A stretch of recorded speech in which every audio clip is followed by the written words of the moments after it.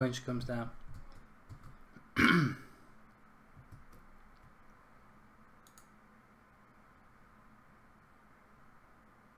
Hello and welcome to the United Stand. It's Watford versus Manchester United. Absolutely massive game for Manchester United tonight. I know we can over-egg the pudding on a lot of things, but on this game, I don't think we can. I really do believe, and it's always about opinion, but I really do believe that it does come down to if we lose this game or even draw it, I don't think we'll be winning the Premier League. And of course, you've got every right to say, well, you can't lose the title in November. But draw tonight, that would put us 7 points behind City. They win tomorrow, that puts us 10 points behind them before a tough game against Arsenal. You know, even if we beat them, 10 points behind City is massive. So, and also, if you want to win the league, when you're 8 points behind the team in first place, a draw at Watford's not good enough. Watford are playing really, really well at the moment. I totally agree with that. But we're Manchester United. We've got to win today, and we're out. There's no room for manoeuvrability. We've got to win this game. And I think in the context of that, we've also got to back whatever team Jose is about to announce in the next 2 minutes, because after this game, we will know a lot about where our season's going to be. So I don't really think there's any point in, if Fellaini starts, Lingard, whoever you don't want to start, there's not really much point in moaning about it, because if he picks the wrong team and we lose, the league title's gone, and Mourinho's going to have to deal with all the... And there are a few United fans who aren't sure about him. So if he picks a team and he gets it wrong today, then I'm not going to say he's going to deserve it, but he will reap the whirlwind of fans who don't like him. So I hope he gets it right. I will back whatever he picks, and I hope... Ultimately, I said to somebody today, you know, we could play a 4-4 draw, best game in the Premier League's ever had. I'd rather it was the worst game we've ever played and we scrape a 1-0, because the 3 points are far, far more important. Far, far more important. And I'm buzzing for the game as well, Adrian Nardo. I think it is huge for us, and we can't approach it defensively, says Raj. I don't know what Coco and Robbie are doing in the live comments. We want Coco. Coco the cat. Everyone's on about bloody Coco. Right, I'll take it on board. Coco the cat will return. But tonight we're talking about Manchester United winning. And Leon Sherfoff says we're going to win 4-0. Lingard starts, says Nicholas Carter. I did say that. I did say that when it comes to Lingard, there was just no way he was dropped. No way he was dropped for this game, for the game at the weekend. He was 100% always about being rested for this game, because he wants and he knows, and as I said in the preview, and you're naughty if you didn't watch the preview, I said in the preview that Watford's strong side is the left-hand side, and we'll see Valencia and Young, well, maybe Valencia and Young, but I think Valencia and Lingard playing down the right-hand side, trying to combat the Watford left-hand side. So, team news for those who are waiting for it. Big team news is that Lingard does start. Mkhitaryan rumours today that he's not even going to make the bench, which I suppose is quite interesting. I actually had heard totally different, that he was actually going to start this game, so I suppose that's a little bit surprising. But Lingard starts, Martial starts, Rashford on the bench, De Gea in goal, Valencia, Lindelof, Smalling, Rojo, Young. We're playing a 3-5-2.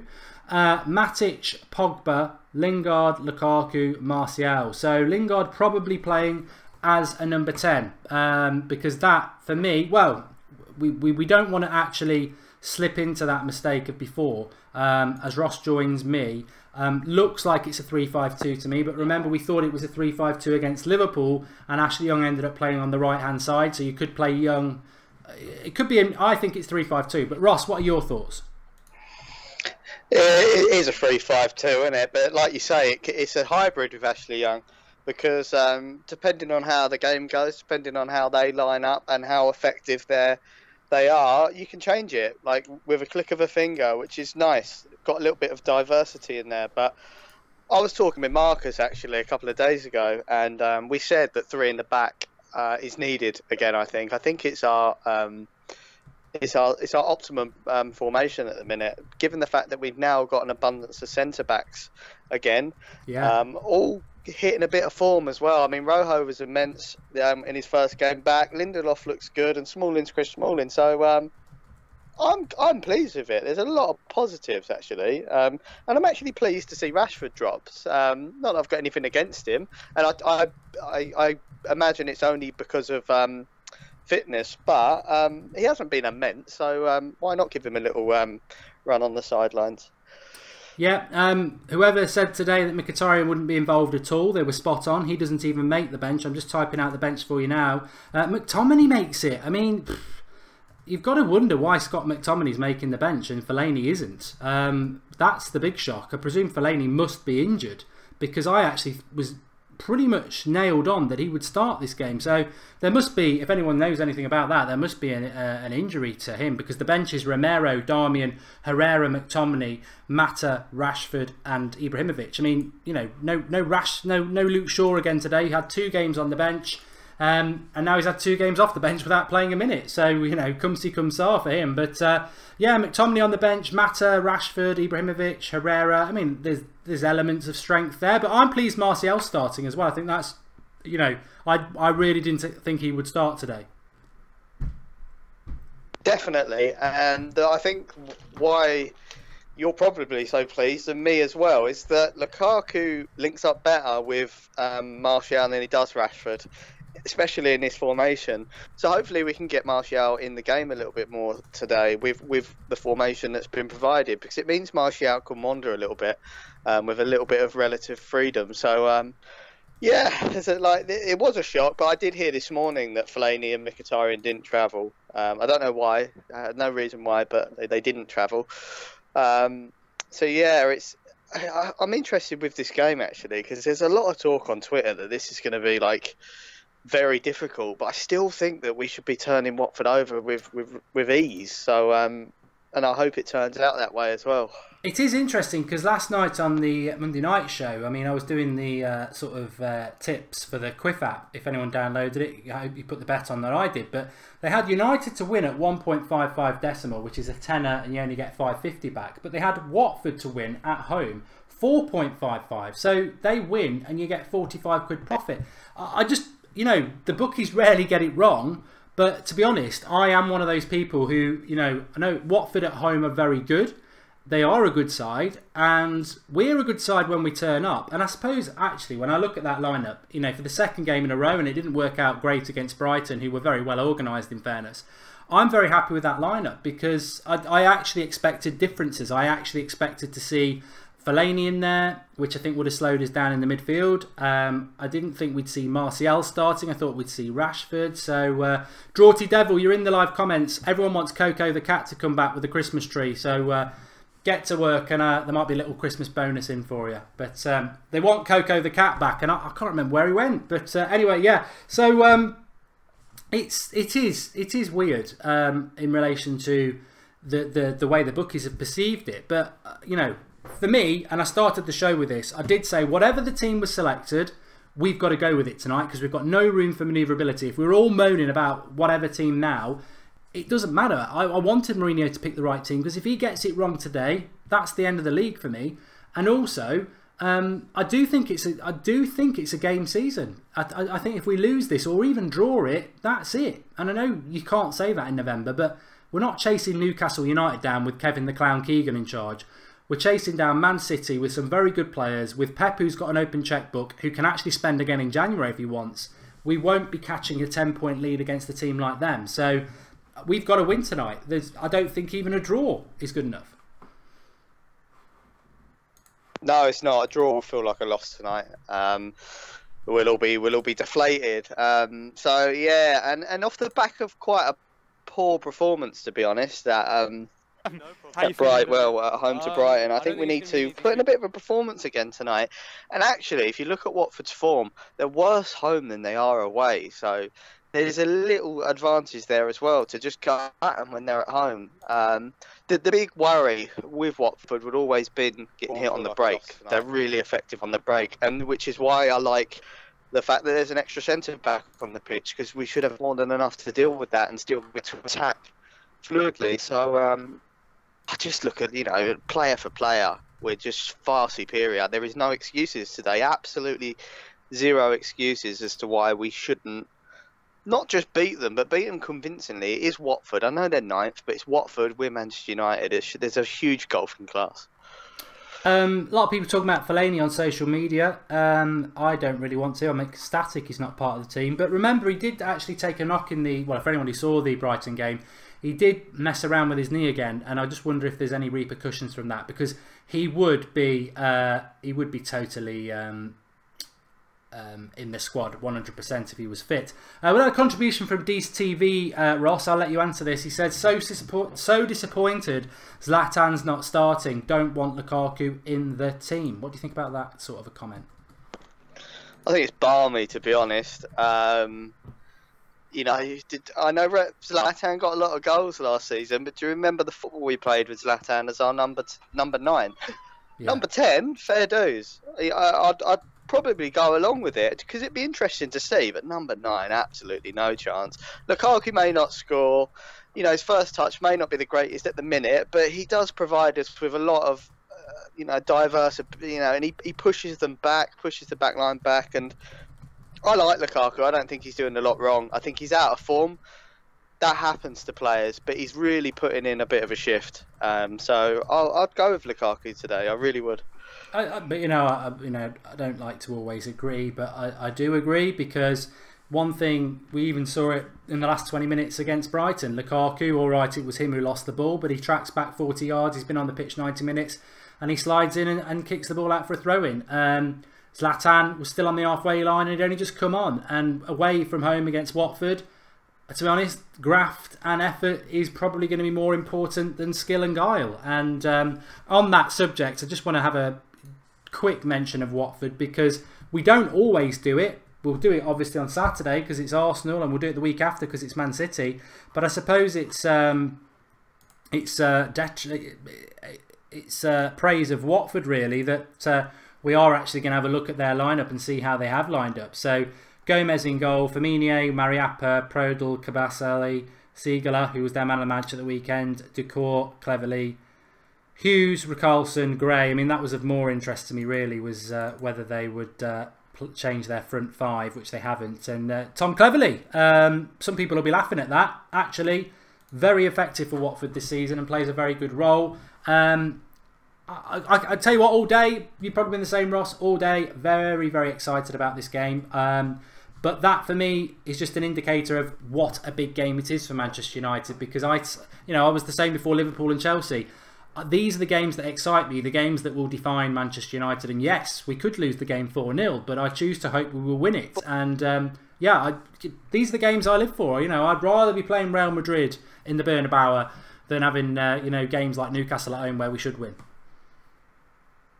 Yeah, exactly. It's just so nice to have a midweek, surprise for us all to come home to and watch. So, yeah, I've been looking forward to it all day as well. And it's so annoying that games like this. I mean, you could look at this game if we weren't in the position we were in. You could say a draw would be disappointing, but you'd take it. But like you said, because of the way City have gone about their business this season, we have to get a win, which spices it up a little bit more, to be honest. And I hope that we play like that and really go at them. And I'd like to see a United that is playing for the Premier League title today, which we kind of didn't see against Brighton. It was a great win. So yeah, some more energy today, and I'm still convinced that we should be. Regardless, we should be battering Watford.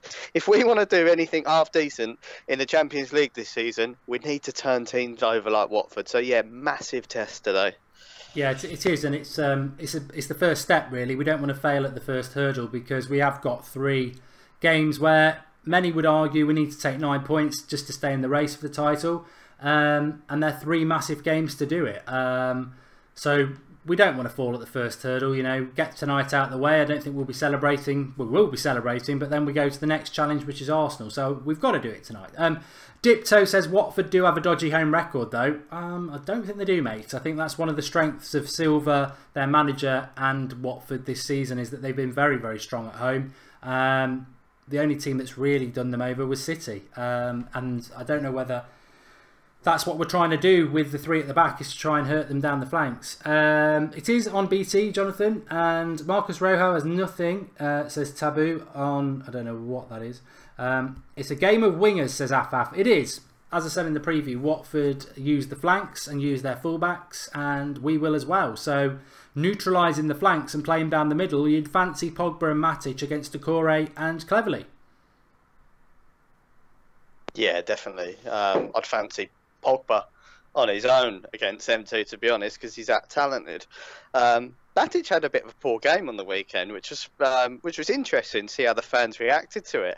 And he was getting a bit of stick, which was winding me up, because I think he's been immense all season. He's had one bad game. Leave the guy alone. But I'm kind of looking for reactions from players like that today, because they'll know in their own head that they had a poor performance. So, hopefully we see a bit of a reaction. And as well, I'm really looking at Valencia today, because, probably our most consistent player over the last 3-4 years. He's tailed off a little bit, and he's not doing the business at right back. He's doing all the right things, he's getting in all the right positions, but his final ball, he may as well not bother. So, I'd like to see a bit more from him today, because if Ashley Young was in the positions that he got in during the game, I think we'd get a lot more goals from crosses and headers. But hopefully we see a bit of it's the whole team. It's not just, I'm not singling out him and Matic. It's the whole team were poor. So a bit of a reaction today would be nice, and a goal for Lukaku just to shut up the haters and shut up Ian Wright. Yeah, I think it's a massive night for Martial as well. He wasn't great on Saturday, like many people weren't, but he's starting tonight. Mourinho can't be criticised. I expected him to go back to the bench, and maybe like Ross says, it's because Rashford's not 100% fit, but football's about opportunities.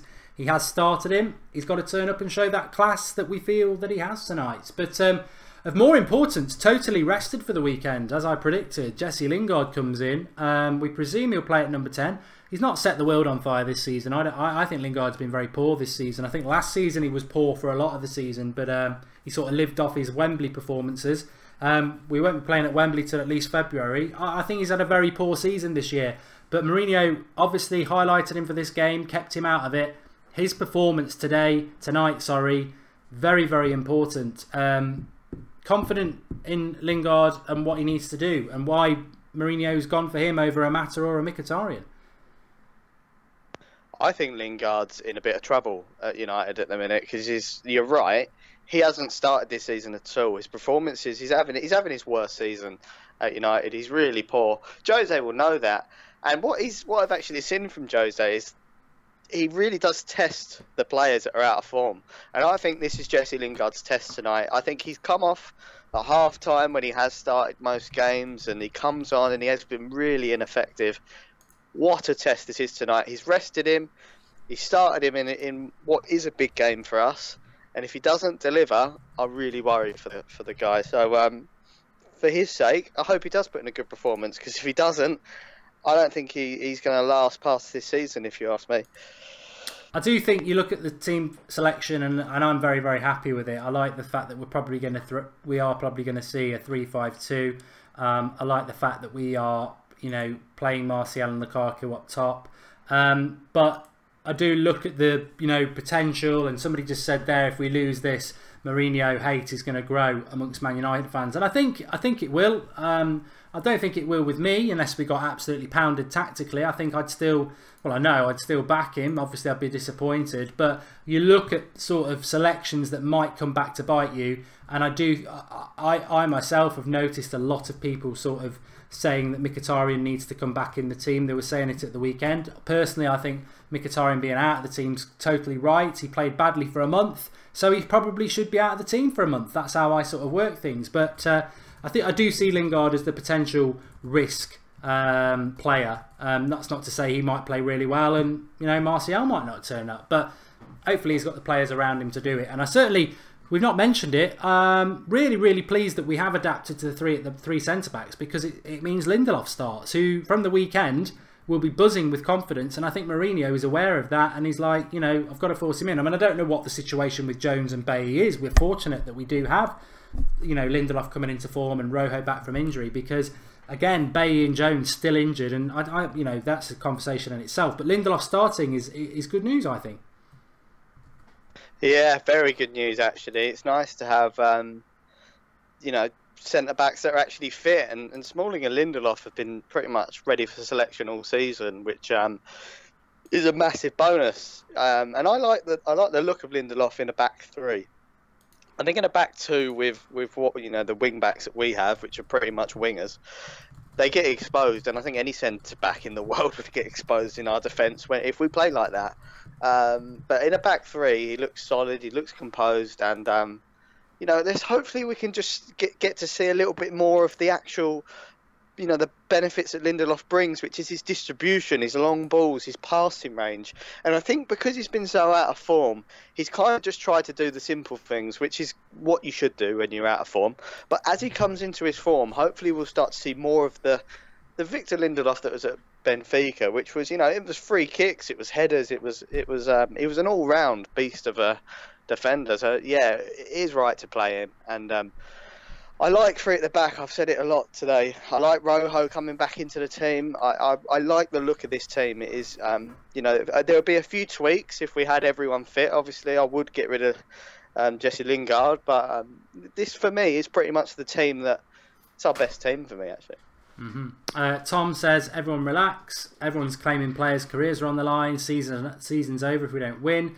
It's November. The sun will come up again tomorrow. Calm it. I do agree with you on some points there, Tom, but I disagree that the league's not gone for us if we don't win tonight.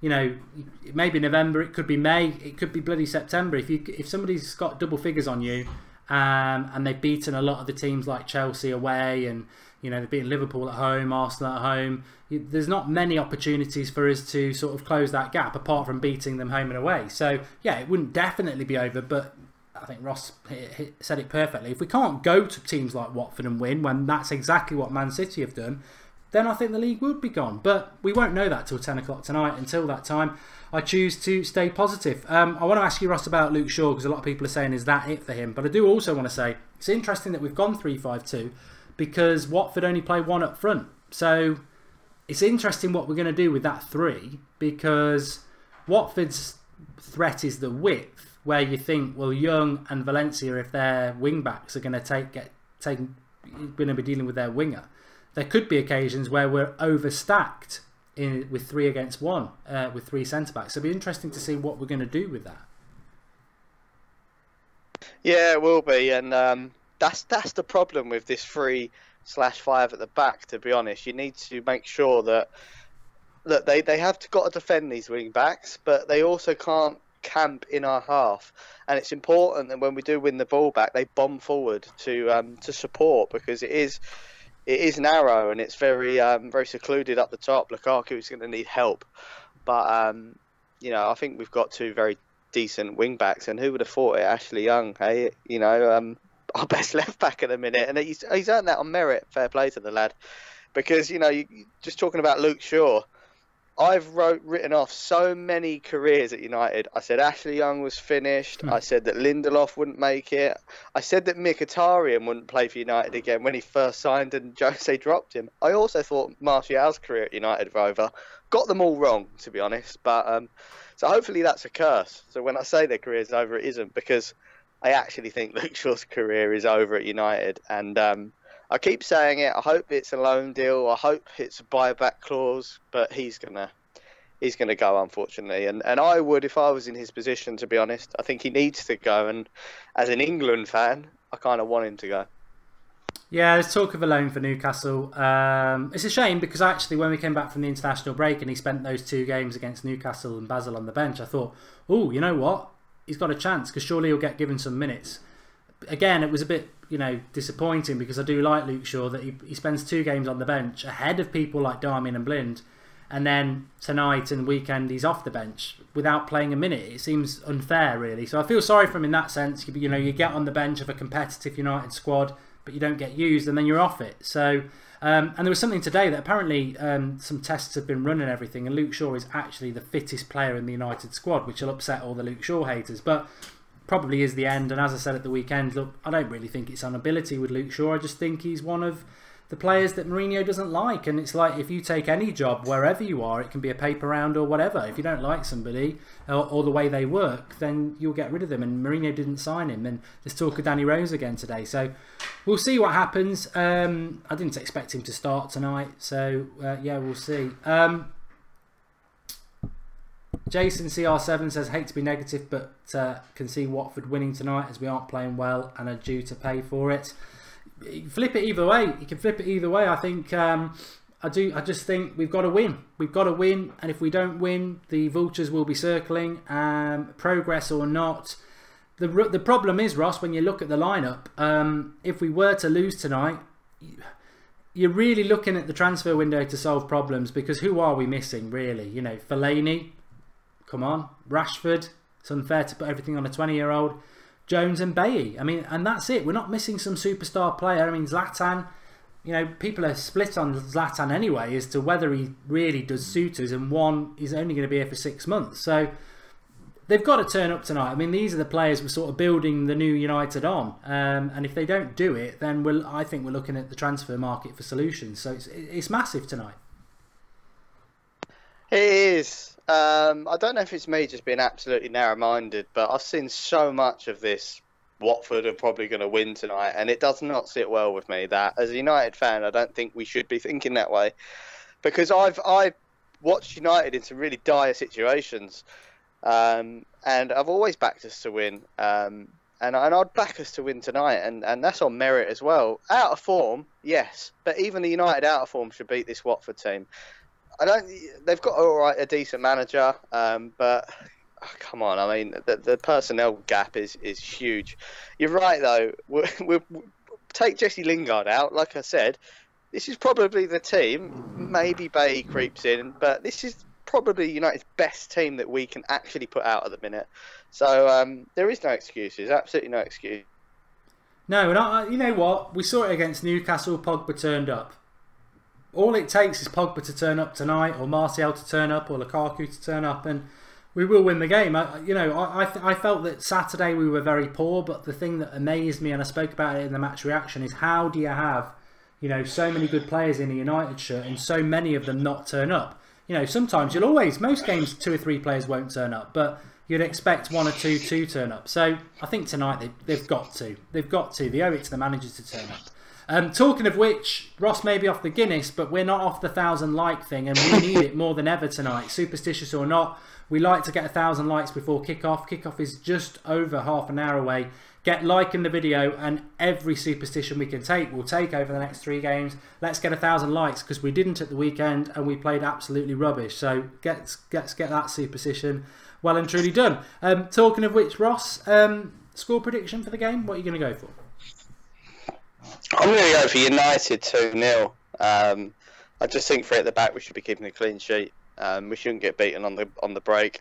And yeah, 2 goals. Hopefully one of them Lukaku.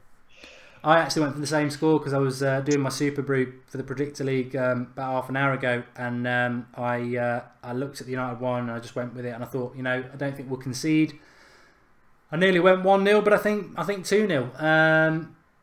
But I think we're in for a great game, and you know, Christmas approaching, midweek game, very, very exciting. I do wish we were a little bit closer to City, because I think the pressure would be off us a little bit. You know, if we're 3 or 4 points behind them, you know, you can probably afford a bad result, but we can't. There's no slippage, which is ridiculous. I mean, Pratik was saying it before. Manchester City have got 37 points out of 39. I mean, that's FIFA career mode, isn't it? And you know, United, what have we dropped? We've dropped 2 points at Stoke, 3 points at Huddersfield, 3 points at Chelsea, and 2 points at Liverpool. So we've dropped 10 points, but you know, we're only 10 points off maximum 39, and nobody else is near us. So it just shows you that juggernaut pace that City have set, and it means that if you want to go with it, you've got to win tonight. You know, every other season we would have been top of the league at this point. But it surprises me, just very quickly anyway, Ross, that you know, so many people are getting lost in the Manchester City loving. But I think, you know, the press is just so stupid. We're all been on this world for a few decades, or maybe a couple if you're lucky, or maybe less than that. But the reality is, it doesn't take you long to realise how stupid the British press are. They're so far up Pep's arse. But by Christmas, if this title's done, then the Premier League, the biggest league in the world, the best league, the most entertaining league in the world, could be dead by Christmas. But the press continue to big City up and big Pep up without seeing the bigger picture. That if this title's done by Christmas, this league is dead by Christmas, and they don't seem to see that. 3 points on the weekend, but that was a wobble for me, and that just showed how quick things can change. You know, I know Huddersfield beat us, and they are a decent team, but you'd all day of the week expect them to roll them over, and they didn't, and they got a little bit of luck again as well, in my eyes. But hey, that so did we, so you can't really complain too much. But yeah, I think that this is still closer. City will wobble. Every team wobbles at some point in the season. And I think we've just got to be there to capitalise. And that's all we can. Yeah, that's all we can do. And historically, we've hit our best form going into sort of February, March time. I hope that, Jose's United can kind of repeat that sort of thing. And that's kind of where you'd hope that City will have a wobble when the Champions League, because I guarantee Pep's head will turn with that Champions League a little bit, especially if he's got a lead. That's when they may start, throwing a few weakened teams out in the Premier League potentially. So it's all to play for me. But you can only beat what's in front of you. And tonight we've got Watford away. Apparently, according to everyone else, that's like playing Barcelona. But I think we should just be turning them over. And like you say, on to the next one. Then we'll be looking to Arsenal. Are you coming on at half time, Ross? Don't see why not, mate. If you want me. No, I would love to. Just I'd like to have you on anyway. But I would really like you to come on at half time today, just because you've been dissing Watford so much. I really want you to be able to come on and say I told you so. So, or take the flack of saying they might turn up like Barcelona. But no, it'd be nice to get you on at half time if you're available. All right, mate. I'll speak to you then, and hopefully I'm gloating in all my glory. All right, mate. I'll speak to you soon. Catch you later, mate. You can follow Ross on Twitter at Hazza90. Please do. Also at United Stand MUFC, and you can follow me at Mark Goldbridge. But Ross at Hazza90, which is HAZZA90. So make sure you are following us on social media. Got some crack. In fact, link in the video description as well. Only take you a minute to do it. Make sure if you are on Instagram, our link is in the video description to follow us, because we've got some cracking stuff coming up for you in the next few days, and that's all I can say. The Manchester City bubble will burst. It better burst, because otherwise I'm going to look like an idiot. But nothing new there. But no, the Manchester City bubble will burst, and Ross is right. The point about winning tonight is not because if we win tonight we'll win the league. We've got to just stay as close as we can to City, because if the bubble bursts for City when they're 15 points clear, it doesn't matter. They can almost lie down and wait. It's too big a gap. 8 points is a big gap, but if the bubble bursts while we're 8 points behind them, that could be 5 points. If we beat them, 2 points. It can change very quickly. So, but the bubble's not going to burst for them if there's no pins pricking them, so to speak. And to be that pin, we've got to be close enough to do it. I think it's really unfortunate that Manchester United and Spurs aren't playing City until virtually Christmas, which is nearly the end of the cycle of the first round of games. Realistically, we wanted to be playing City this month and Spurs this month, because this is the perfect time to play them and take 3 points off them and give them a wobble. But that's not been the case, so we've got to do what we can do. Remember to like the video, everybody. 692 likes. I want 1,000 likes before kick-off tonight. Superstition or not, when we get 1,000 likes, we tend to get a good result, and we need every little bit of help we can get. And remember, if you're new to the United Stand, please do subscribe.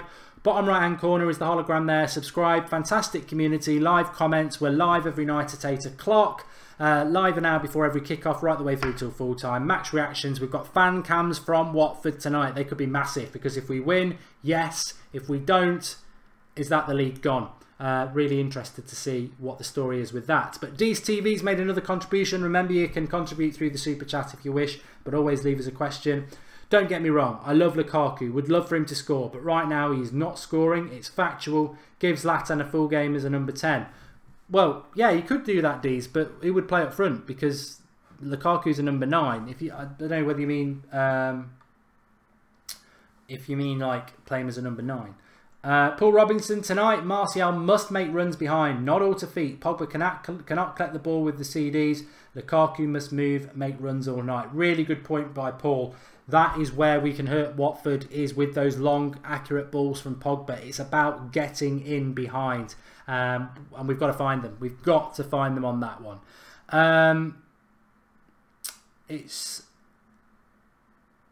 Carl Robinson, I'm not saying that you've totally misread my point there. I mean, Carl Robinson's basically saying it's rubbish to say that the fixture schedule is why City are ahead. I didn't say that, Carl. Come on, let's get with the programme. I didn't say that.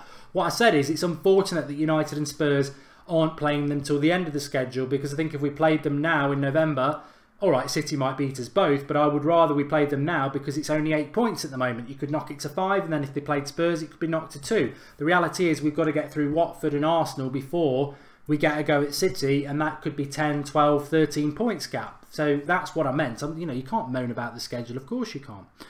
Team news is going on the bottom. But yeah, I do think that's a really good point. Martial and Lukaku do have to make those runs tonight. And I think that's how we'll get. That's how we'll get at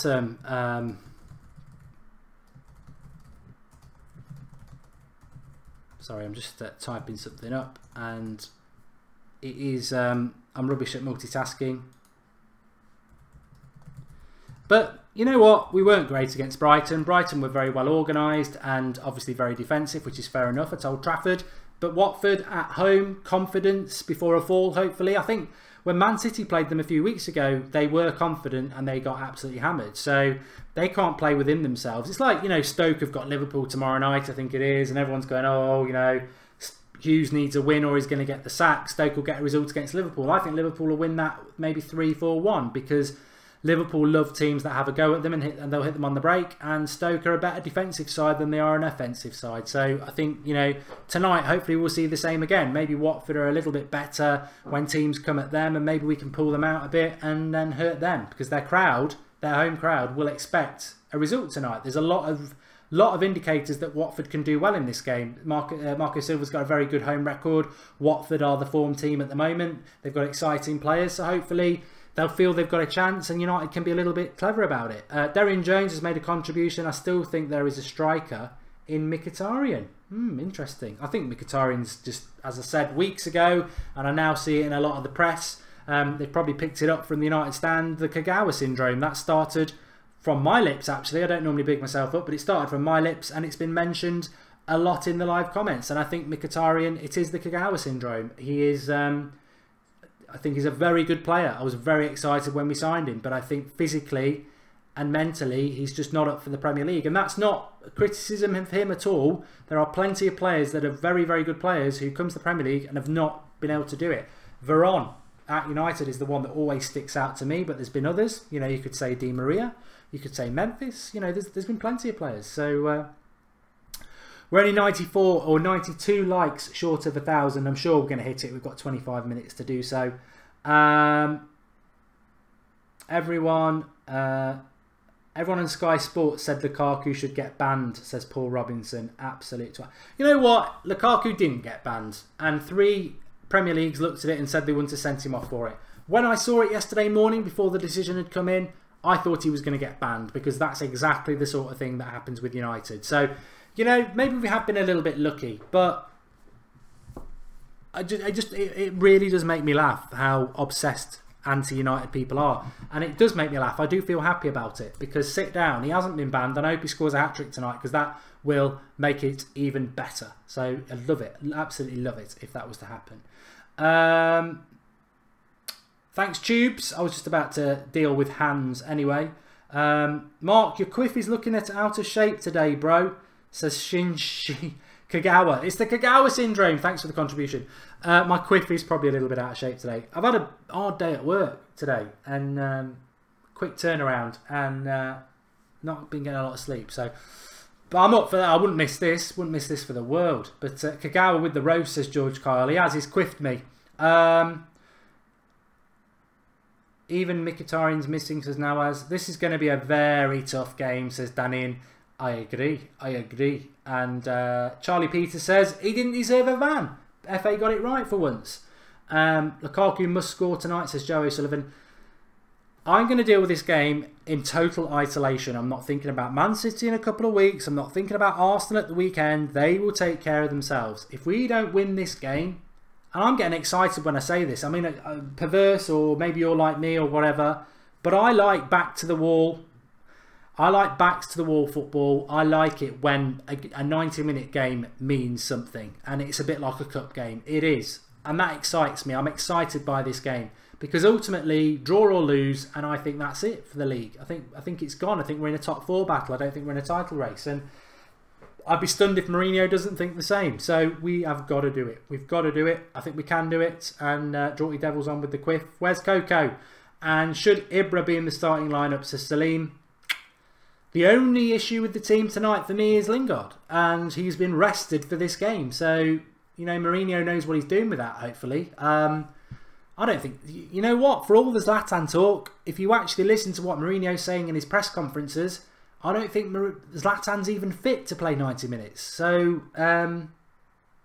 yeah, we'll see. Skulls the Realist, says Twix Space Raiders. 3 cup games. Jose is king of the cup, says Vince Chapman. And watch out for Will Hughes tonight, says Draughty Devil. Yeah, I mentioned him in the preview a couple of years ago, maybe even a bit longer than that. He was going to be the next big thing at Derby. He was linked to United. He was linked to Liverpool. Had a couple of quiet years, and then Watford snapped him up for a decent price, and he's doing really well at the moment. Richarlison's the obvious one. Really good Brazilian winger on the left-hand side, but tracks back and works hard as well. I mean, to be honest, you might be looking at Richarlison tonight as a potential United signing. He's that good, and we haven't got a player who can play there, so he's worth keeping an eye out. Andre Gray up front. I mean, he's no great shakes. He's just, you know, he's a nuisance. And as I said, Matic and Pogba against Cleverley and Decore, there should be no issues with that. So, you know, man for man, we're better than them. But if you based it on the weekend performances, Watford would win because they were great at the weekend and we were poor. So let's see how it goes. We're going to hit 1,000 likes. That's step 1 done.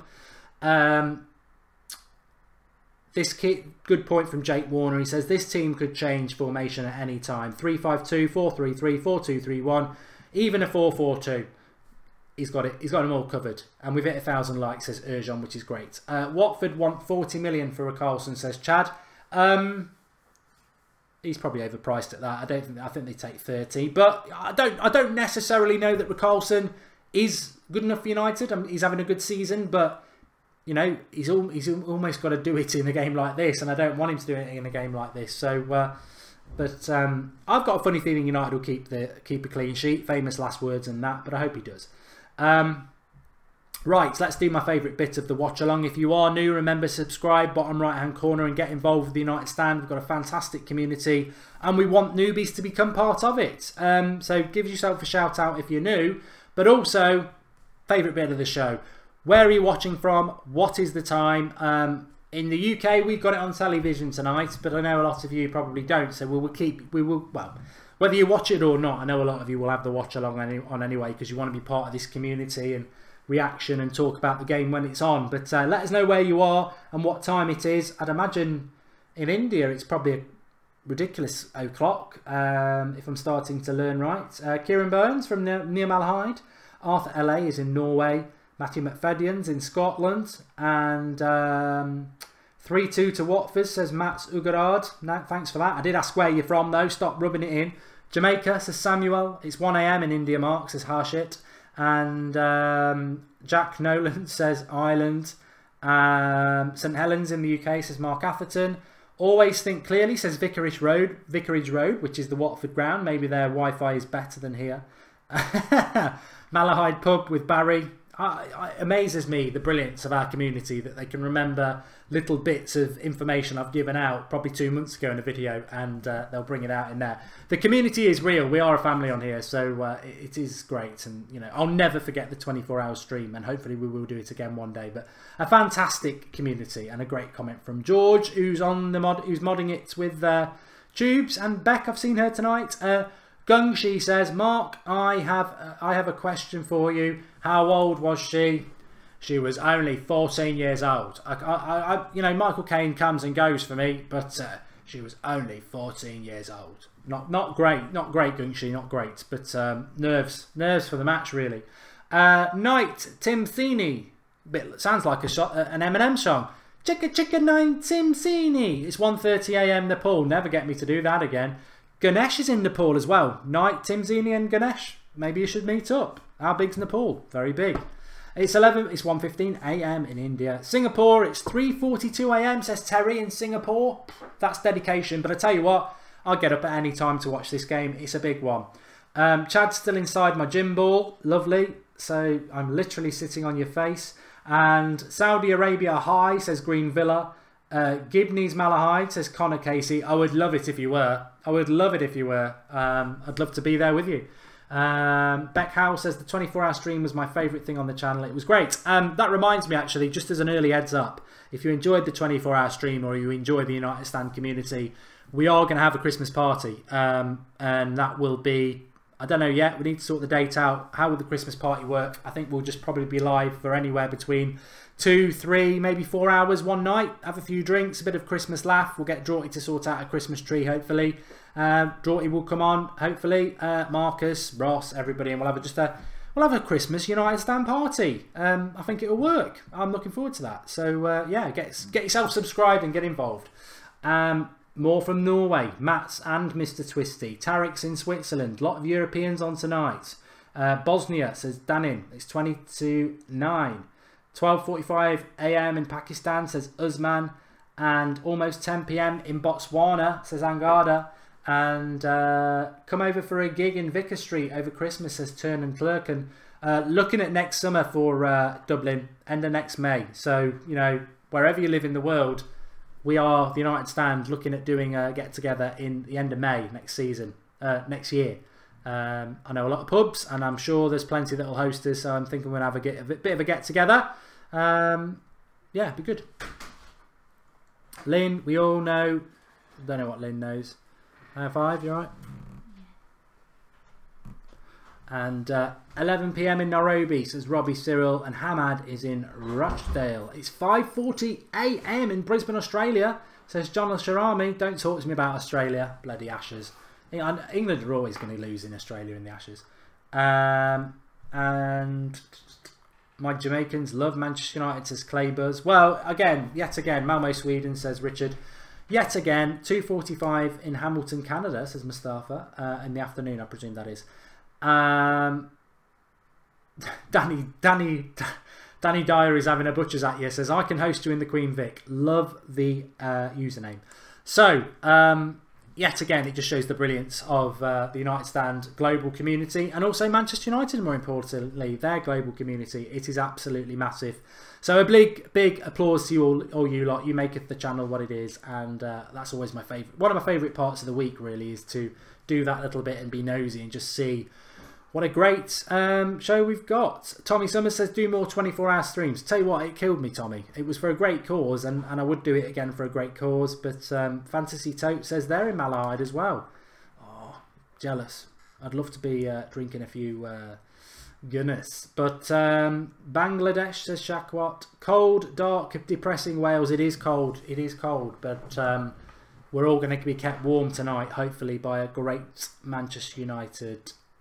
George Kronis says Denmark's television loves United. Big up the United Stand. Spread the word. That's why I never ask you to do it. Globally, spread the word about the United Stand. Let's keep growing it, because the bigger we get, the bigger the voice gets, and it's quite a big voice at the moment. Martial, Pogba and Lukaku to score. I would love it. I would love it. It's 5:45 in Brazil, and I'm drinking Bud. The name whizzed by, but I liked the comment. Fellaini is injured, says Carl Robinson. I think we all pretty much knew that. Wasn't being condescending there. I just think it's, you know, we're speaking about it before.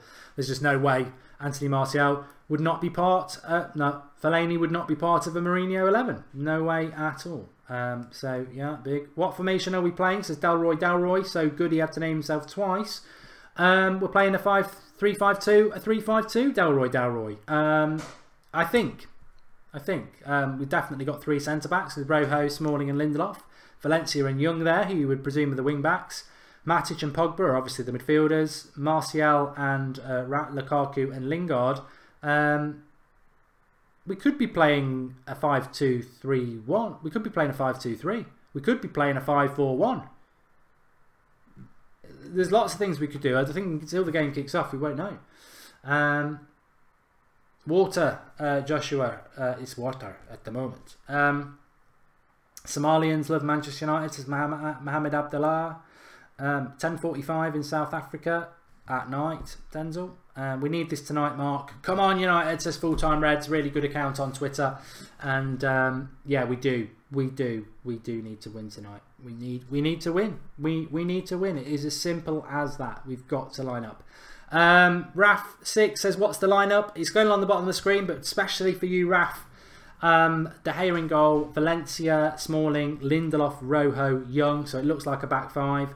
Matic, Pogba, Lingard, Martial, Lukaku, and the bench is Romero, Darmian. I've forgotten who's on the bench. Romero, Darmian, McTominay, Mata, Rashford, Zlatan, and there's somebody else. There must be somebody else on the bench. Must have another defensive option on the bench. Can't just be. Apparently, Brian Parr says the One Football app squad is playing a 3-4-2-1. Yeah, could be so many things. Could be so many things. Let's be honest. So subs are Herrera. I'd forgotten about Herrera. So Herrera there's not another defensive option. It's Romero, Darmian, Herrera, McTominay, Mata, Rashford, Zlatan. Shrey is missing work for the greatest club. I mean, this is the great thing. Flex is at Old. He's not. Better not be bloody at Old Trafford. He's sacked. He's at Vicarage Road. So Flex will be doing fan cams. So wherever you live, support the fan cams, especially over the next 3 games. They're going to be massively important. The fan cams, hopefully, we'll get them up at about 11, half 11 tonight. And I think whatever the result, it's going to be a massive, massive reaction from the fans at the ground. Yeah, looking forward to this now. 10 minutes to go. Massive game for United, and we've got to win, haven't we? We've got to win. I'm literally just messaging Flex now, and I'll tell you what I'm saying. If we lose, ask fans if that's the league gone.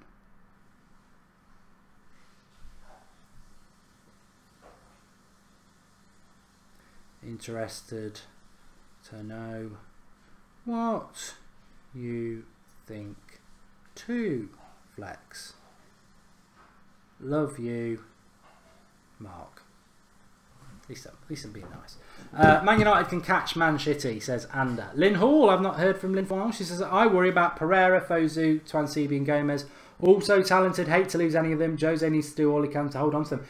Interestingly today, I don't know if anyone knows about this, Angel Gomez linked with a move to Dortmund. I tell you what, whatever Mourinho achieves at Manchester United, if we let Gomez go, he's going to have a big problem on his hands, because a lot of people will be very angry about that. I mean, I would. I don't know whether I'd turn against Mourinho for it, but you know, we should never ever allow a situation like Pogba to happen again. Pogba left Manchester United because we didn't give him first team games. Angel Gomez will leave Manchester United because we're not giving him first team games. So give him some first team games. You know, just get him on the bench. He's got, you know, we haven't got a number 10 at the moment as well. That's the worst thing about it. Rodney, can you hear me? I can hear you, Mark. Can you hear me? Perfectly loud and clear. I'm going to just give you a minute or so to give us your thoughts on the team while I go and pour myself a glass of red because we're getting close to the kickoff. So the floor is yours, pal. Give us your thoughts on the team and your thoughts for the game. Well, I've tweeted out earlier today that I've been very positive in terms of the game ahead. I believe that Manchester United will do well against Watford. This is going to be probably one of our toughest tests. It's strange to say with Watford, but even so, the team that has been picked, the only thing that I might be concerned about would be Lindelof. I would say other than that, it's a very, very strong team. It might be a game too soon for Rojo, but other than that, De Gea in goal, we know that we're going to get from him a very consistent performance.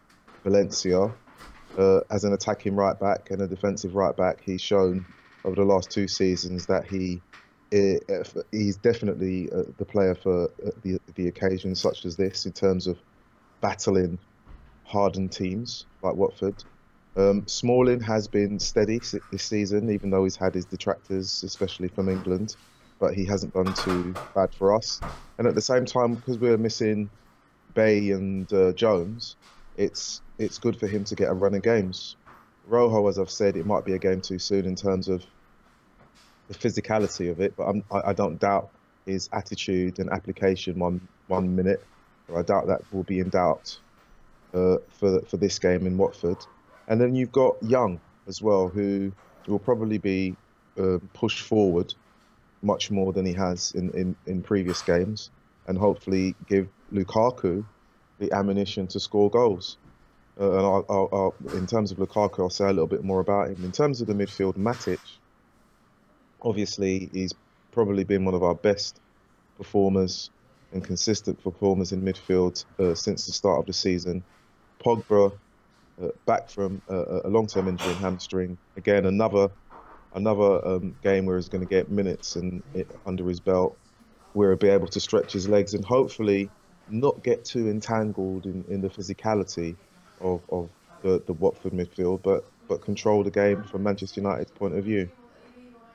Now, when it comes to supporting Lukaku, we're expecting a lot from Lingard, and this is the poison chalice that is number 10. The number 10 position for us has been one where we've not been able to secure anyone that will be able to provide regular and consistent support to Lukaku. And with that, Lukaku has looked slightly out of sorts, flat-footed, not sure whether he's going to make short runs or into the channel. And hopefully Lingard will be close enough and will speak to him throughout the game so that they can build up some kind of rapport and consistency in the attack. And as for Martial, I mean, he's been one of our best performers this season. He's come on leaps and bounds in terms of where he was last year. He's playing more. He's got more minutes under his belt under Mourinho. Mourinho trusts him, which is great. Mourinho trusts him, which is great. And for Manchester United fans who have been singing his name in the ground, outside the ground, we're beginning to see the talent that is Tony Martial, who with his step overs and drag backs. Yeah, no, that's fine. I've actually been talking. I've not been able to log on to YouTube because my laptop's been playing up, so I've been talking blind. But hopefully, the comments have been coming in, and they've appreciated what I've been saying about the team. So I've not been able to even see. No. To be honest, mate, you've maintained the views. No, there's no drop, so that is a huge thing to do. In fact, it's going up a little. We're nearly at 3,000. So well done for that. Good stuff. What I would say, Lynn, is this is Rodney, not Flex. He says, "Hey, Flex, just want to say your fan cams and other contributions have been a huge boost to the United stand. Great interviewer and true pro. Keep up the great work." So just substitute Flex for Rodney. But, just Rodney. If only. No, both very good. And obviously Rodney was on a fan cam not long ago. So What was your score prediction for the game, Rodney? Because I didn't hear that. Well, I didn't give a score prediction. I did believe that I've been very confident all day, actually. I woke up thinking that this is going to be one game. It would be the defining game for our season. And I think a nice 3-0 win or even a 3-1 win would be nice. Because, anyone who's watched Watford this season will appreciate the style of football that they've played. They've been very direct. They've controlled the game in midfield, and they've posed real problems for teams that they've played against. And for me, apart from it being just a physical game, it will be a footballing game. I think I went 2-0, but I will be ecstatic tonight if we win 1-0 and play terrible, because selfishly, it's not really about how we play tonight, and I very rarely agree with Mourinho, but I think he'll be thinking the same. It is really about being selfish and making this league season as interesting as possible for as long as possible. And I don't know what you think, but I think if we were to lose tonight or draw tonight even, I think we can keep playing at it, but I think the league's gone. I think we've got to win tonight, and if we win tonight, we go to the next challenge on Saturday. But Yeah. We've got to win. I don't see how we can expect to still be in a title race after tonight if we draw, because we will be 10 points behind City tomorrow night when they beat Southampton. Yeah, the thing is, I you know what, I would agree with you, and I think everyone watching the game and listening to this will be like, yeah, if we don't win tonight, and it would be sod's law that we actually all kind of, if anything were to go wrong, we all kind of like, you know, take apart the team, take apart the performance, and then City lose. Yeah, it'd be, you know, it's at the moment, at this moment in time, I'm confident in the fact that even if the Manchester United get a draw, which isn't what we really want, we'll still be within touching distance of City, and it only takes for them to have a blip. And let's face it, I mean, you've said it, a number of people have said it. They've been very, very good, and they haven't had a bad couple of games. And to be honest, every team has a bad couple of games. It doesn't matter when it is in the season, they will. So I think we're just waiting for when that happens. But at the same time, we have to make sure that we are consistent in our approach, and that Manchester United grind out results so that when it does happen, we then move on and push closer and closer. That's for me. But I'm still very positive today. I have no idea why. I must have had something in my cereal this morning, but very positive. I mean, I'm looking at the lineups there. Cleverly, Decore, Gray, Hughes, Mariappa, Prull, Kabasali. You know, if our players, Lukaku, Pogba, Matic, Martial, you know, they turn up, we win this game. And I think that the concern is will they turn up or not? And that's what it comes down to. But we're about to kick off. We're about a minute and a half off from what, for me, you know, fasten your seatbelts, because, you know, Rodney slightly disagrees, and, you know, it's all about opinion. I think if we draw, title's gone. If we lose, it's definitely gone. We've got to win it. And also, we've got to win it, because if we're going to be sat here debating at 10 o'clock, oh, a draw, the title's not gone yet, Mark. How's about, if you want to win a title, you've got to go and win at Watford. And a draw is not winning at Watford, is it? So we've got to do it. And remember, subscribe to the channel if you're new. Bottom right-hand corner, hologram, fantastic community. Get involved, have your say. And I can hear Seb crying, so he obviously disagrees with me as well. The title is not gone if we draw. So, but we're about to kick off, and I will start the timer as soon as it does. And score prediction, Rodney? 3-0. 3-0. Jose looks relaxed. And he looks very happy on the bench, actually. There was a little shot of him smiling with his coaches and having a laugh. So hopefully the players will be relaxed, and they would have been told what they need to do and carry out their orders appropriately. Yeah, I'm just waiting. John Moss is the referee. He's the fat old one who can't keep up with the play. Again, we've not spoken about the referee, which I think is always a good thing. But hopefully the referee won't figure in anything that actually happens. Apparently Leicester are losing already. Of course, that kicked off at 7:45. I forgot we're a slightly later kick-off. Yeah. We have kicked off. The time is up, and I think it's safe to say that United are playing the 3-5-2 because and this is important as well. I was talking about this before, Rodney, that Watford actually only play one player up front. So if we're playing 5 at the back, it's overkill. So straight away you can see that Smalling's central, Lindelof very wide right, and Rojo very wide left, which means our fullbacks are going to press very, very far forward. So it's interesting. It's almost like trying to nullify them by pushing them forward. So big job for the back three tonight. It is a very big job, and even that just there as the ball was passed to Lindelof, I'm hoping that because I would say that he has a footballing brain, but his positional sense sometimes is in doubt. I'm hoping that he doesn't get isolated out wide on the right, and he uses his position when he does get the ball, not just to pass the ball backwards to the goalkeeper, which might be hazardous, but to look forward.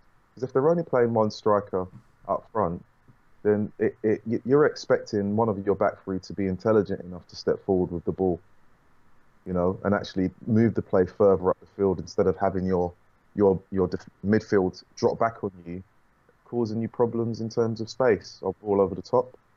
Who's that? It's Ashley Young. I mean, it's an interesting team because Matic is very much sat back on his own. Pogba has almost got Lingard alongside him, and then Martial's up top with Lukaku dropping for flick-ons. Young and Valencia more or less like wingers, and then, like I say, a very spaced out back three. But for me, the two players who've got to perform tonight, and the two players that Mourinho's put the most confidence in, as Watford break down the right here, is the two lads beginning with Lindelof and Lingard. You know, Lindelof's going to get isolated tonight, and make or break. He did well at the weekend, and Lingard, I don't think he's had a very good season. He's got to turn up tonight. Yeah, he has to turn up tonight. And I was saying while you were getting a nice bit of rosé, that Lingard really needs to play. Oh, nearly quite close actually. Really needs to get closer to Lukaku and give him opportunities and build up some kind of understanding between the two of them. Because I'm surprised that he's out so wide. I actually would have thought that he would have played in a number 10 role behind Lukaku. But that means that Pogba is going to be pushed slightly more forward in his midfield duty, so hopefully he'll have an impact on the game. Good start to the game. Watford had a little bit of a break, which we broke down. We've had a little bit of a break as well, so hopefully that's a sign of things to come. We don't want, I'll take any win tonight. Scrappy, but park the bus 1-0, I do, but we're not parking the bus. We're having a go, and that impresses me about Mourinho as well. I think he seems to have evolved a lot since the last international break. Some of the selections he's made have surprised people, and I think tonight, after picking the team that everybody wanted at the weekend, Rodney, and they didn't perform, you thought, he's going to revert back to, the way Jose plays away from home, defensive, this, that and the other, especially after a bad performance from an attacking Mourinho side. He hasn't. He's gone with again. Yeah. Martial's hopefully not injured here. He just took something across the might have been... Ball in the face, he'll be alright. Ball in the face, he's alright. Yeah. He needs to have a good game, Martial. I think the first 10 or 15 minutes of a game for him, if he doesn't get a good run of the ball, he tends to disappear and not show up until the last 10 minutes of the first half, which is not a bad thing, but you'd want him to have an impact as quickly as possible on the game so that the front three get quite settled. Because I believe that Lukaku's probably thinking about when he's going to score his next goal. And the sooner that comes, the better. It's a very, for those who aren't watching and those who are watching, make sure you've muted your rubbish commentary and you are listening to the United Stand and getting involved, and you can sync it if you want because we've got the timer below the score in the top right hand corner. But a lot of pressing from United. You can definitely see why Lingard's in this game because, with all due respect, I don't think Lingard's anywhere near the talent of Mata or Mkhitaryan, but Lingard's definitely quicker into the press and... and Watford are doing it as well. They almost mirror formations, really. Some people have said, "Oh, I'd like Marco Silva at United as next manager after Mourinho." Well, let's slow down there with that one. Yeah. Watford have had a good. Me and Rodney are a little bit older than most, and I think people get a bit wrapped up in the fact that Watford are having a good season, and we've grown up with teams that have been like Watford, and they haven't ended up as Manchester United players or managers. So no. I mean, every team has a purple patch. You've only got to look at Leicester. Yeah. But what are we in 5 minutes? 5 minutes. Relatively pleased with the start to the game. I don't know what everyone else thinks. No clear chances yet. No. Lots Evening of balls Fion. over. Who's that, Fion? Lots of balls over their right back in terms of knock on. So that looks like that's been identified as an area to attack.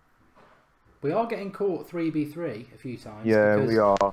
Because obviously Watford play one up front and then they've got Richarlison and I forget who's playing on the right hand side. But because Young and Valencia are quite far forward. Oh, here we go. Little slip into Cleverly in the box. It's all right. I don't know what it is. I feel a bit like I did against the Newcastle game. I'm just quite relaxed, Rodney, about massive game, but I do feel quite relaxed, and hopefully that's a good sign. Yeah, I just got confidence in the team. I think because it's again player. You know what? I thought I'd just created another meme there. Yeah. I just don't know why, Rodney. I feel totally relaxed. Watford have just nearly scored. Cross comes in, and I think either Lindelof does very well or he's very lucky. Very well. He does very well. He barges him off the ball. It would have been a tap in, but he uses his strength really well. Yeah. Good defending from Lindelof. That. Yeah, and again, the issues are on our left side. Great going forward, but not not stopping the attack. So got to stop the crosses in from Watford because they know that they can cause problems. And if you look at the Watford bench, they've got some big guys on that bench that will come off the bench, and if they do get involved, the game will change and it will become a very physical game, Yeah, I which agree. we don't want. I mean, that is a throwaway moment really from Lindelof, but if he doesn't use his strength there, or he's a little bit naive, as he has been a bit, you know, positionally, that's a simple tap-in for Watford, and he showed real strength. Matic is, you know, Ross mentioned this before. Yeah, Matic was poor at the weekend. one. He's had a poor start to this game, sloppy. Yeah. Needs to get his act together because, you know, Club 036 says exactly that. What the hell is Matic doing last couple of games? And you know, I'm very rarely somebody who says I told you so, but I wasn't Matic's biggest fan. He had a great start to the season, and I do feel at the moment he's living off that first month a bit because he's not actually been great for the last 6 weeks. But you know, I'm not going to say I told you so because I think Matic is a good player, but he's not been great recently. And Pogba's down injured. He's going to get up though. He's just got an eggs there, Matic. Yeah, signs. Yeah, Watford are definitely starting to take control a bit. Another cross into the box there, and I think Another again, cross. Yeah, again, a very good cross, and I think whoever's marking those players out wide need to actually be told stop the cross. yeah, Don't and that give the wasn't players great out defending wide. by Rojo. I think he did get a bit lucky there, to be fair. Yeah, got to stop the cross. If you keep letting them get the ball in from there, they'll create chances. Come on, United. I'm not, you know, no messing around tonight. We've got to get it. We've got to get it done. I think this game will be tougher than Arsenal. I think Watford have got a better manager, and I think we'll deal with Watford with Arsenal better because I think Wenger will show us more respect than Silva. I think Watford are clearly just going to have a crack at us. Got nothing to lose, I suppose. No, and I think their attitude has been that throughout the season, whoever they've played. So it's really important that there is a not only a good performance but a good result for the Manchester United team. I'm hoping that we're going to start to string together at least 4 or 5 passes through the midfield because we've looked to knock the ball long down the channel but not go through the middle. And I'm still waiting for that to take place with Pogba and Lingard. Got some overlap again here. Good block by Rojo, but they are getting a lot of. And now they have a quick. Well, I don't like to say I told you so, but if you watched the preview yesterday, I did quite an in-depth bit on Watford because obviously they are doing very, very well. So I wanted to give everyone a bit of an insight. And they're a flank team. If you've never watched Watford before, down the middle, not particularly great. Workman-like, Decore cleverly, Kapui when he plays, Andre Gray up front. But the flanks, that's their strength. And they've shown that already in the first 10 minutes, Rodney, that, you know, right and left, very good. They have, and which is why I made the point that Man United, Pogba and Lingard need to kind of come up with some kind of routine or partnership in the middle, so that we can actually play through the middle because we know Watford aren't going to try and do that. Yeah. So if you control the game in that part, at least at some point you can create at least 3 or 4 chances going through the middle instead of just knocking it long. I tell you what, I do like where Martial's playing though. He's like right on the last man, and I think if we can just work an opportunity to get him in with his finishing, it's dangerous. But United need to get a foothold in this at the moment. Yeah, and, they really do. Great point. I think it was somebody, APHD, I think it was Ethan HBAD or something like that. He said about Matic, let's be fair to him, he has played a lot of games for United and it might just be tiredness. And I think that's right. Definitely through October, he was playing 2 games a week. And yeah, I think tiredness might be a good point. Yeah. I mean, if you look at the bench, there's not too many that we could look at to bring off to take his place, particularly when certain players didn't travel. Not that you'd want them to take his place, but there you go. Yeah, no Mkhitaryan today, and we think that's on form. No Fellaini, we think that's on injury. Yeah. Fellaini, I'm surprised he didn't travel because, I know that Mourinho does believe in him and does trust him. And Mkhitaryan, not surprised at all. That he hasn't travelled. This would be a game where he probably just go missing again. Yeah, it's not the game for him, is it? Whatever anybody thinks, it's not. It isn't the game for him. I don't know. And it's not to say that he hasn't had the chances in a Manchester United shirt. He has, but he just hasn't. I don't know whether you heard me. I was saying that, you know, I'm all for him having a comeback, but you know, he did have about 6 weeks of playing every week and playing badly. So if it takes, you know, by rules of fairness, I think he should take 6 weeks to work his way back in. But Watford are finding every bloody pass at the moment. Their passes are just sublime right now. Whoa, young, whoa. No? I thought it was so a free lucky. kick, to be fair. Yeah. Oh, Well, definitely Watford on top at the moment. Wouldn't say it's anything to be massively concerned about, but I do think we need to get control of get in the game a bit. There is an efficiency and an effectiveness in terms of their passing. It's not too pretty in the midfield. They get it, they move it, and find their players. And Manchester United, when we've had the ball in midfield, it has been a touch too many and a 5-second pause too long. Well, I think Lingard needs to get in the game. You said it a few minutes ago. He's doing a lot of pressing, but for me, you know, I used to worry about Lingard out on the right wing being a bit lightweight. I'm terrified of him when he plays in the middle because he's just got no physical presence at all. I mean, Cleverley looks like the Incredible Hulk next to him, and we all know that Cleverley was a small little player at United. But here is Lingard out on the right, and we've got a corner. We've got a bit of height in the team, so let's see if we can get up a decent cross. With height, Watford have got a very tall. I think Prudle's quite a tall defender, and he'll do all of the usual centre back tricks, holding shirts, blocking players. So the delivery is more important. Well, Lingard's on the corner, so who's coming in? Ashley Young, he's done well there. That's got to go in first time. That's terrible from Lingard.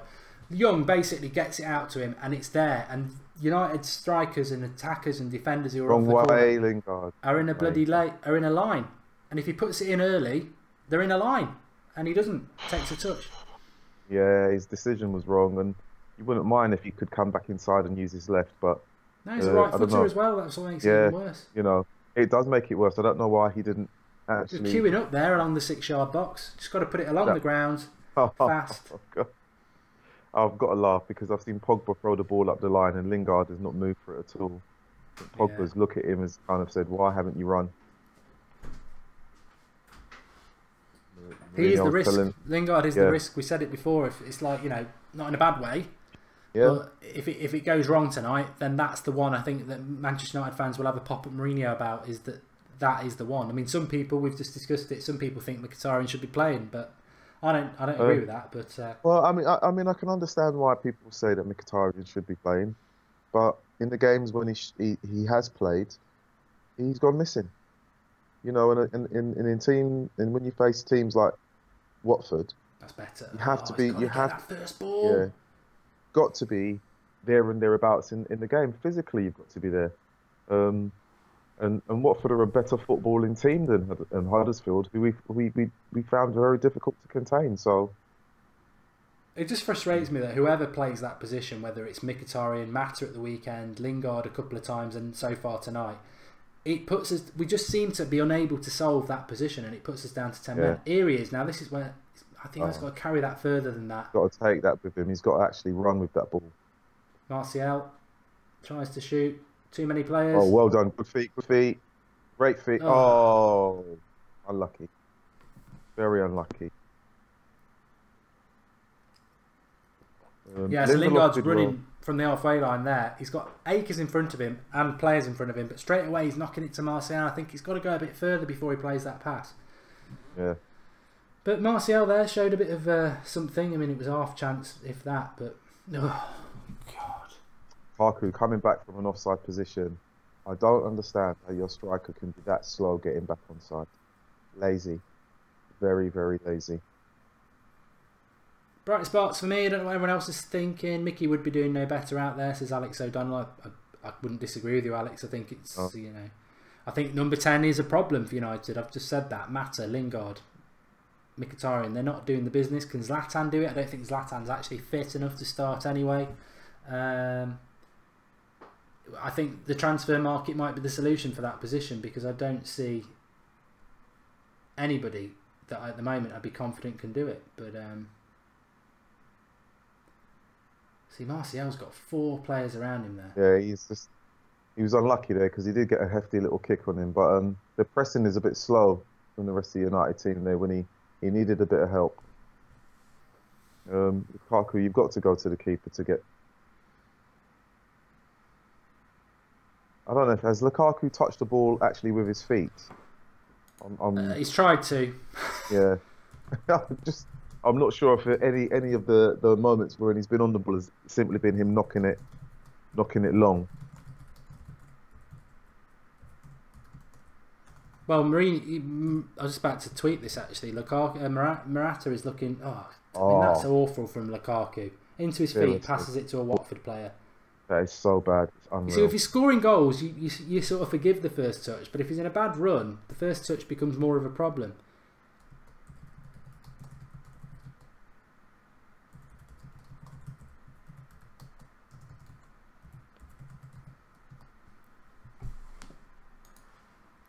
It's 0-0 though. You know, as we said, any result will do. Yeah.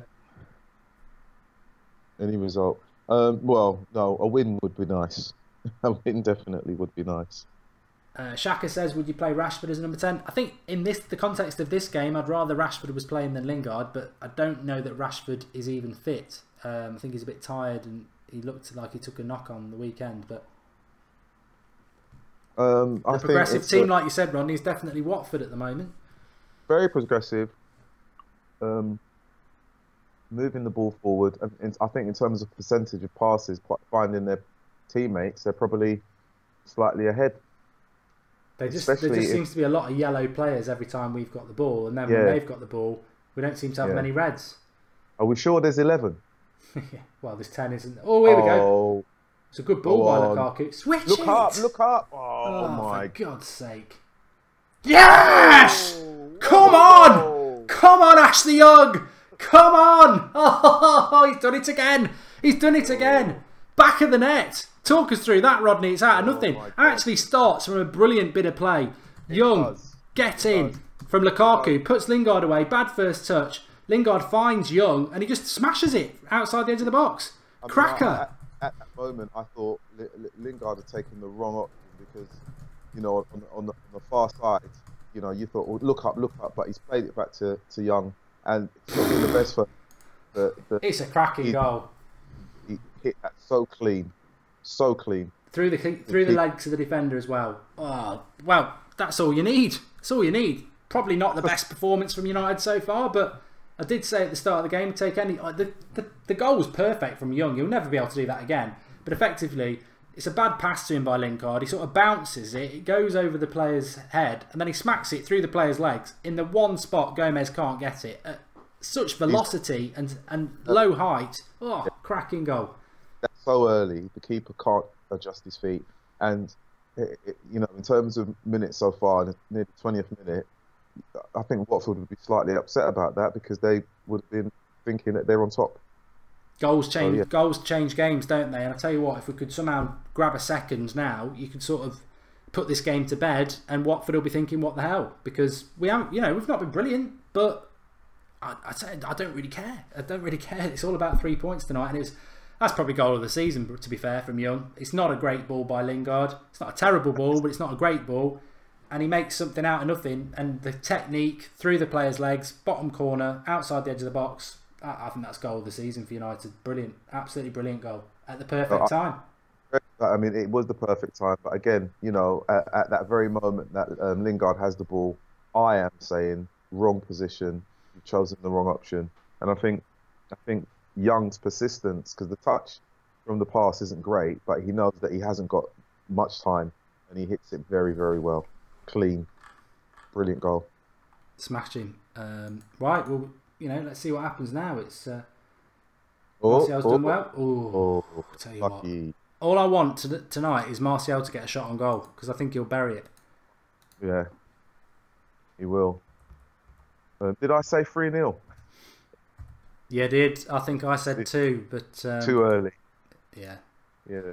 I think the next goal's key, cliche or not. I think if we get 2, heads start to drop for Watford. So, lovely goal. I've changed the score, but lovely goal by Ashley as well. Nothing fluky or, you know, deflective about it. He catches it absolutely superb. And Young's on the corner here.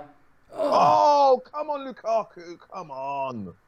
Gone He's too like early. he stepped away from it. Was that Lukaku? I think it might have been Valencia.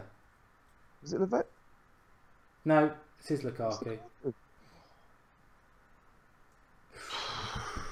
Well, I think Jose will be ecstatic. We are.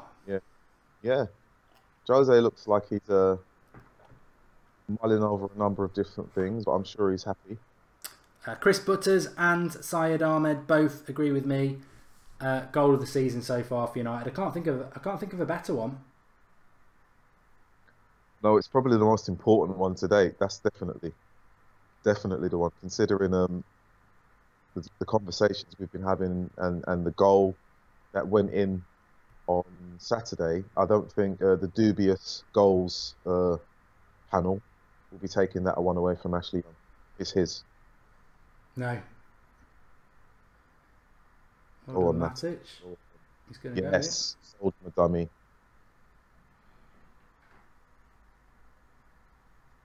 Support was really short there. Support was slow to get to him.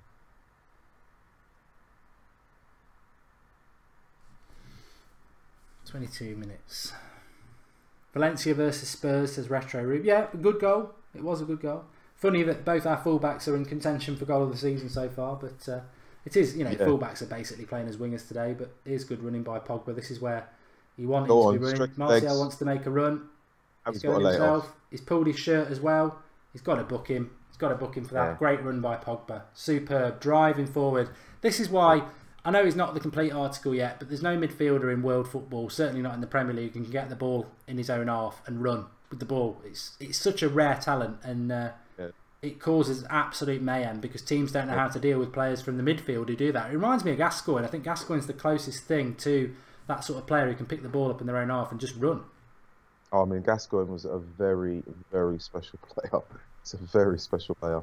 And he could go either side of a defender or midfielder and create space. And enough with Gascoigne, if you could imagine him playing as a number 10. Oh, yeah. You know, you could, honestly, if Mkhitaryan were to watch videos of Gascoigne now and say, this is what we need you to do when you get the ball, I think he might understand.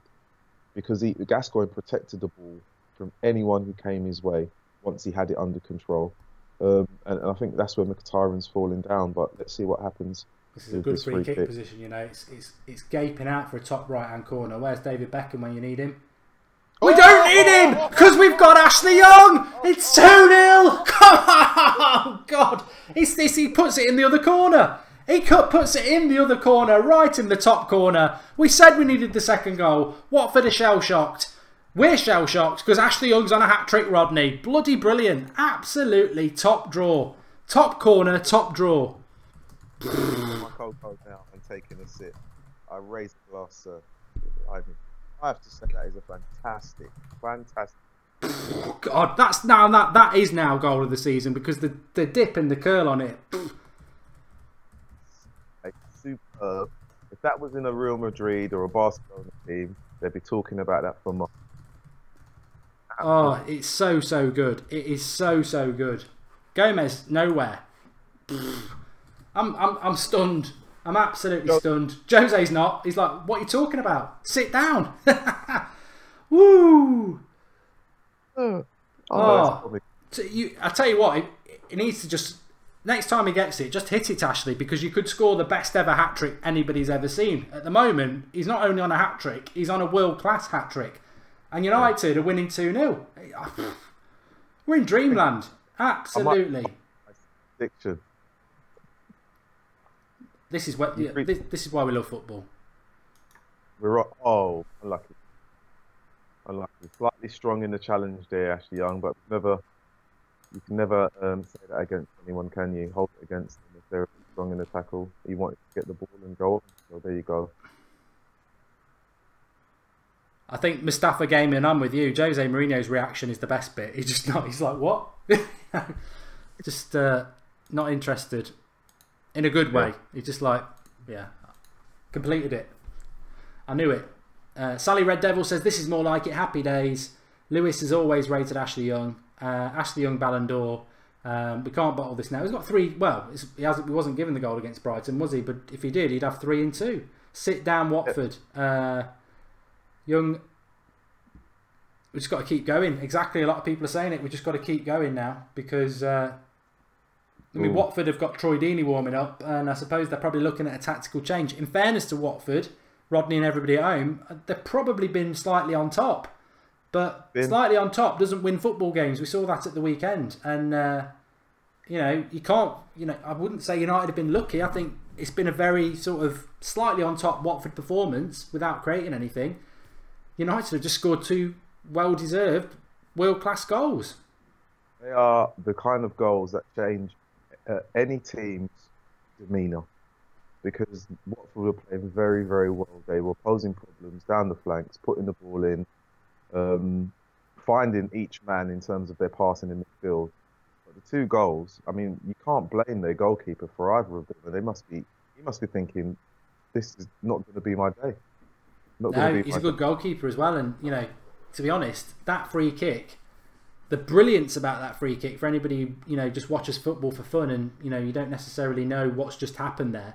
Where that free kick is, I said step forward David Beckham, because it should go over the wall to the top right hand corner as he's facing it on it. It goes over the wall to the keeper's side in the top corner. It's ridiculous, absolutely ridiculous skills. Well done, Lindelof. And you don't put it in that corner, but if you do put it in that corner, you can only put it in the position Young's got in because the keeper's on that side. It is a better free kick than the other corner, which is where everybody would go. It is it's probably one of the best free kicks I've seen in a long time, let alone for United. Stunning, absolutely stunning. Yeah, it is. We're probably going on about it right till the end and tomorrow, but the curl on that ball, you can't believe it. Go on, Tony Martial. Oh, come on. I think Martial's found his feet, and I think the Watford players are realising that they're not double teaming him; they're quadruple teaming him, because he the minute he gets the ball, they're thinking we can't let this guy go on a run.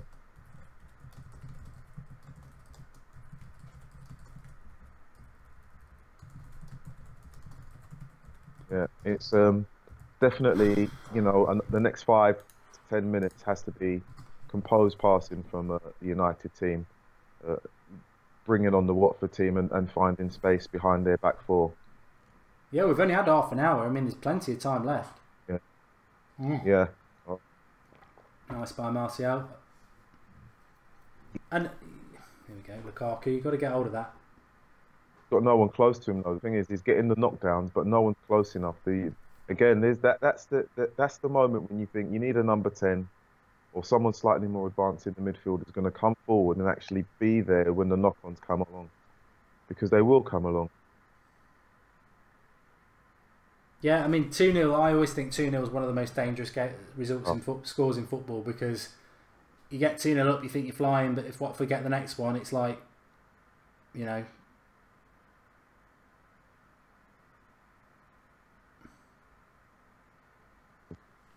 their tails are up.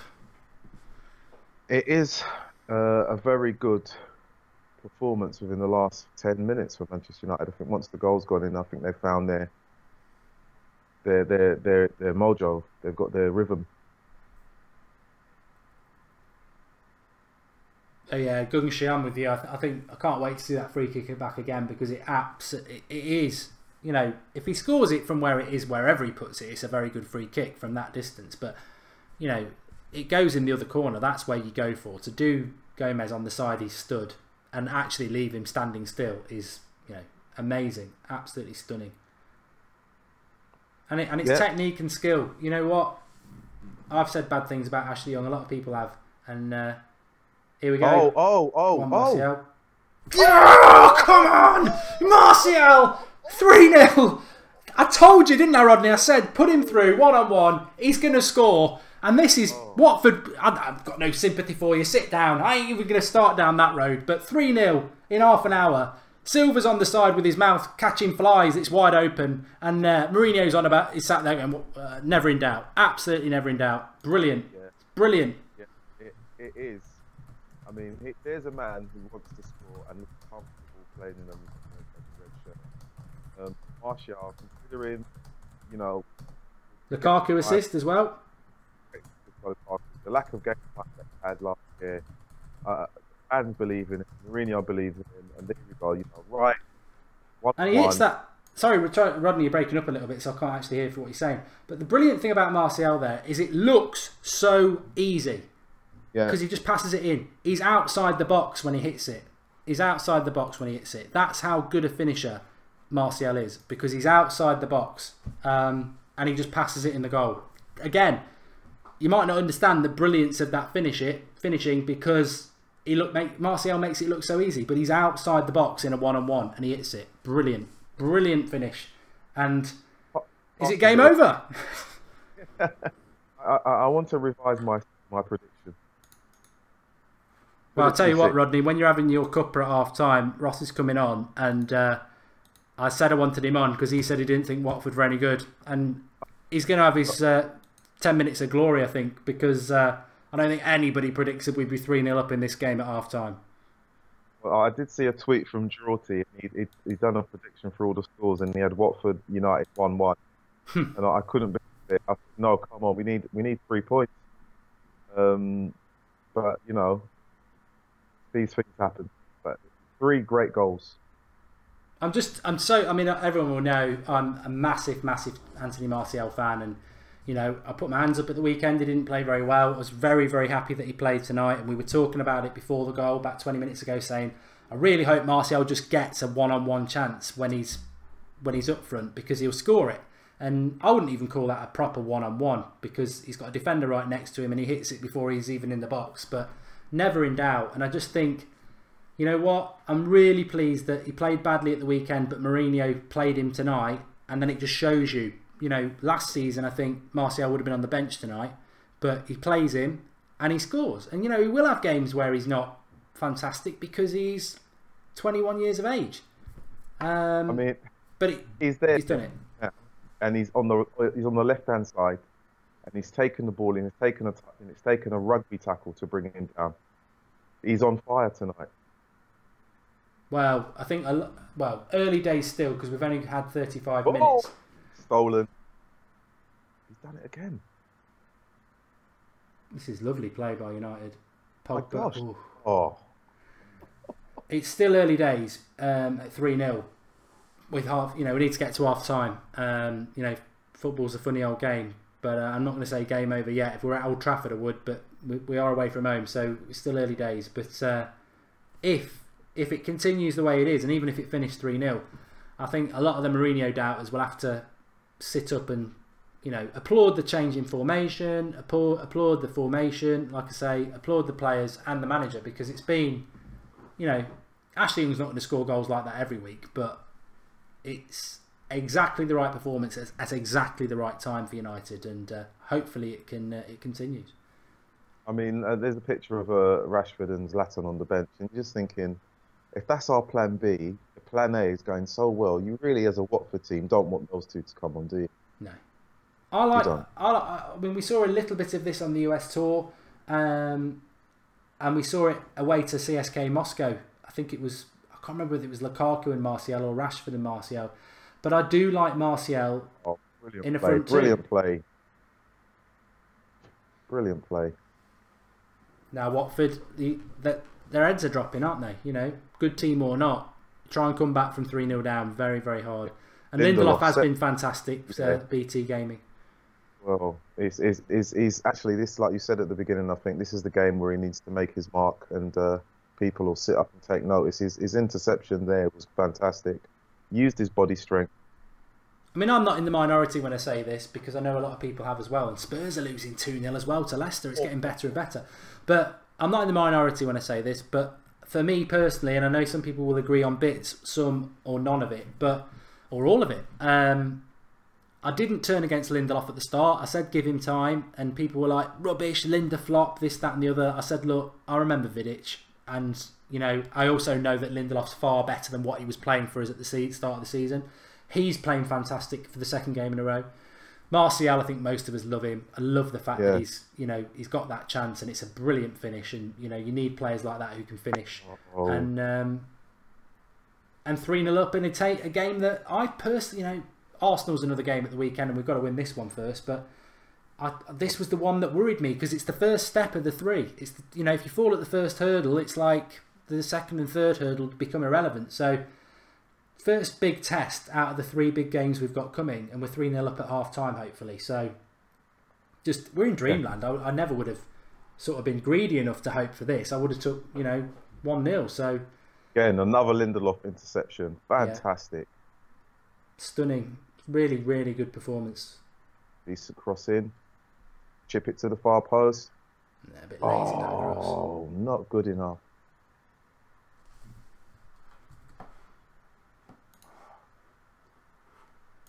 It's the high press from United. It's a high press. They're not allowing the Watford to get a foot in the game now. Lindelof has stepped up, and I think we mentioned at the beginning that if you're playing only one striker, then you've got a back three that someone needs to be intelligent enough to step up and play the ball forwards. But Lindelof has been that one to step up and intercept the passes. He's met the attacking midfielder earliest, which has been great because he's been able to adjust his feet and find a United player as well. There you go, Matic finding someone. Rojo's just gone in the book. Warley says, Lindelof, thanks for contribution, pal. He says Lindelof is showing us what he's all about at the moment. Yeah, I definitely agree with that. Got plenty of people watching, over 4,000 at the moment, which is fantastic. If you are new to the United Stand, make sure you subscribe to the channel, bottom right hand corner hologram. Get involved with the community. You can see the live comments on the screen. We're live every night at 8 o'clock. When there's a United match, we're live an hour before with the team news, right the way through till full time. But yeah, massive thanks to everyone who's getting involved with the channel. Great community, you won't regret it. So subscribe, get your notifications on, and get involved with the channel. But this is what it's all about. This is why we love football, because for a season of Van Gaal, I'll take this 40 minutes every day. It's been worth it. And Martial's causing them all sorts of problems, isn't he? He's literally terrorising their back four. He's popping up all over the park, across the line, and just taking apart whoever is in front of him. Well done. Well done. See if we get any more goals offensively, it's a bonus. Really, it's over to the defence now. Turn up, and this game's done. But I was saying that before as well. As we basically, if the defence someone's got to go to him. Well done, Lindelof. You look at the situation really, and if it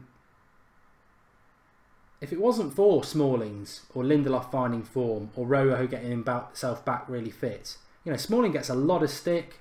Lindelof's had a lot of stick. Rojo's been injured. If it wasn't for those 3 lads. Where are Jones and Bailly? On the injury table again, aren't they? It doesn't matter what you do up front. The defence are now hopefully going to step up and show what they're all about. But here's Martial on the attack. He's got players queuing up here. He's got to look right. Has he got the intelligence? Oh, come on, ref. Come on. It's a shame that. He's got to book him as well because we're in a great position. He's got to book him there. He's come right through the back of him. Ref's looking right at it. Oh, come on. How's that not a yellow? How's that not a yellow in the modern day? Seriously. Nowhere near the ball. He scissored him. Step forward, Ashley Young. This could be the hat-trick. Imagine it. The way tonight's going, Young will score this free kick. Yeah. And to be honest, where he's put that last free kick, if he can do him here, he can psychologically do Gomez, because Gomez will be like, where the hell this is going? It's all about if he can get his... if he can get it on target, I think it's in, because I think Gomez won't know where it's going. Come on, where were you the night Ashley Young scored a flawless hat trick? It probably won't happen now, but you could be about to watch history. If he gets this, it's a lot closer, and therefore there's less time for the ball to be in the air. No, into the wall. You knew it. You knew it. You knew it.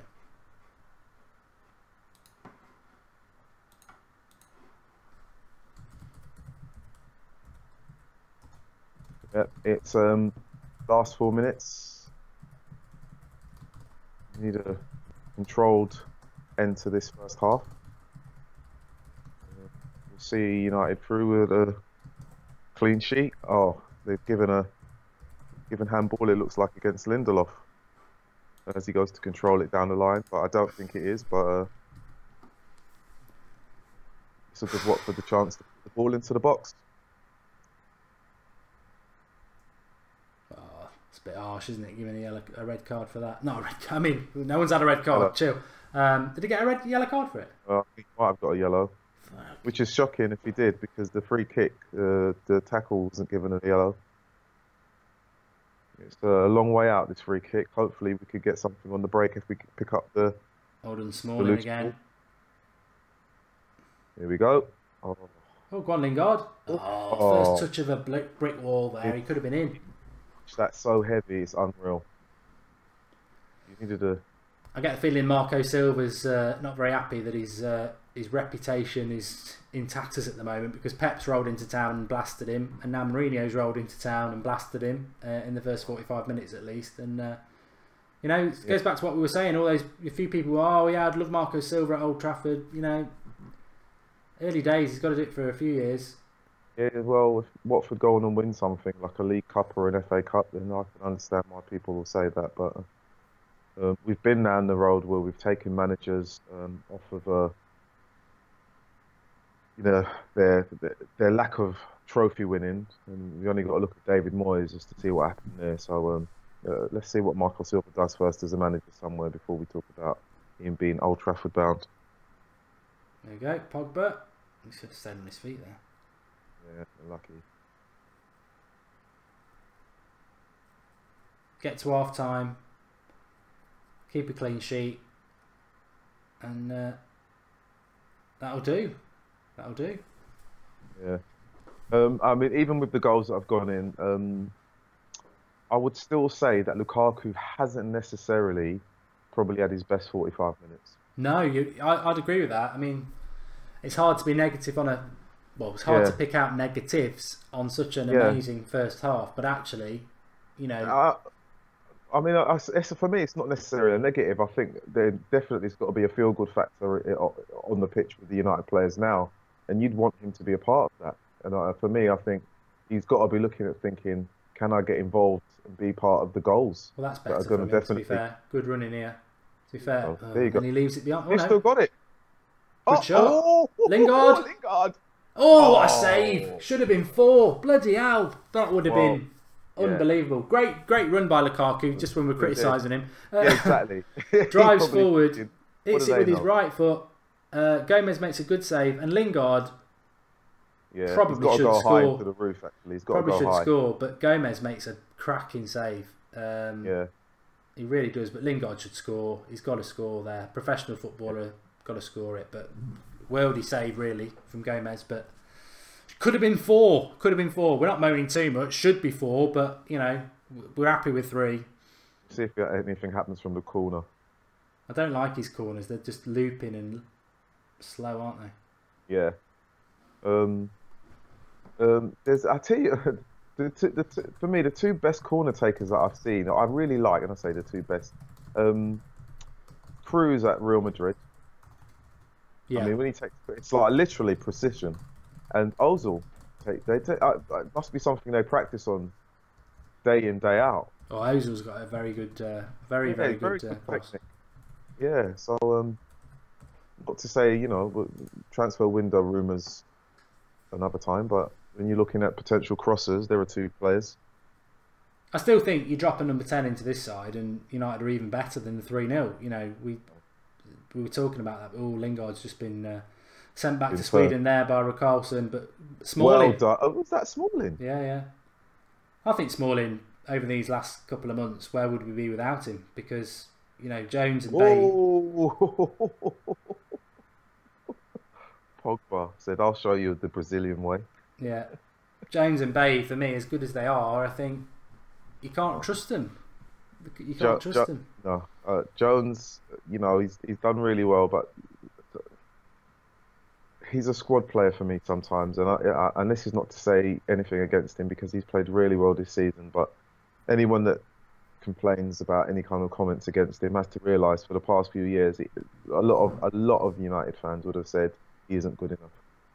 So it's not a bad thing to say that he wouldn't be first choice if we had better quality defenders. It would be just a reality. Lingard should have took the yellow card there. Lingard is not necessarily doing the running we expect him to do coming back.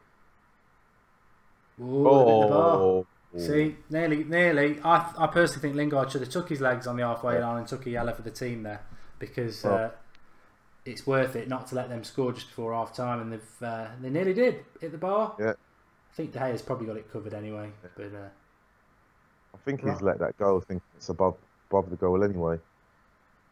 Yeah. Did he touch it or no? Well. And that is half time, and it's Half-time. a stunning half time. I'll let you pop off, Rodney, for a few minutes, get you back on in the second half, if that's all right. Yes, that's great. No worries. See you then. And we'll see what Ross has got to say. I'm sure he'll be gloating. I'll speak to you in a minute. Speak to you soon.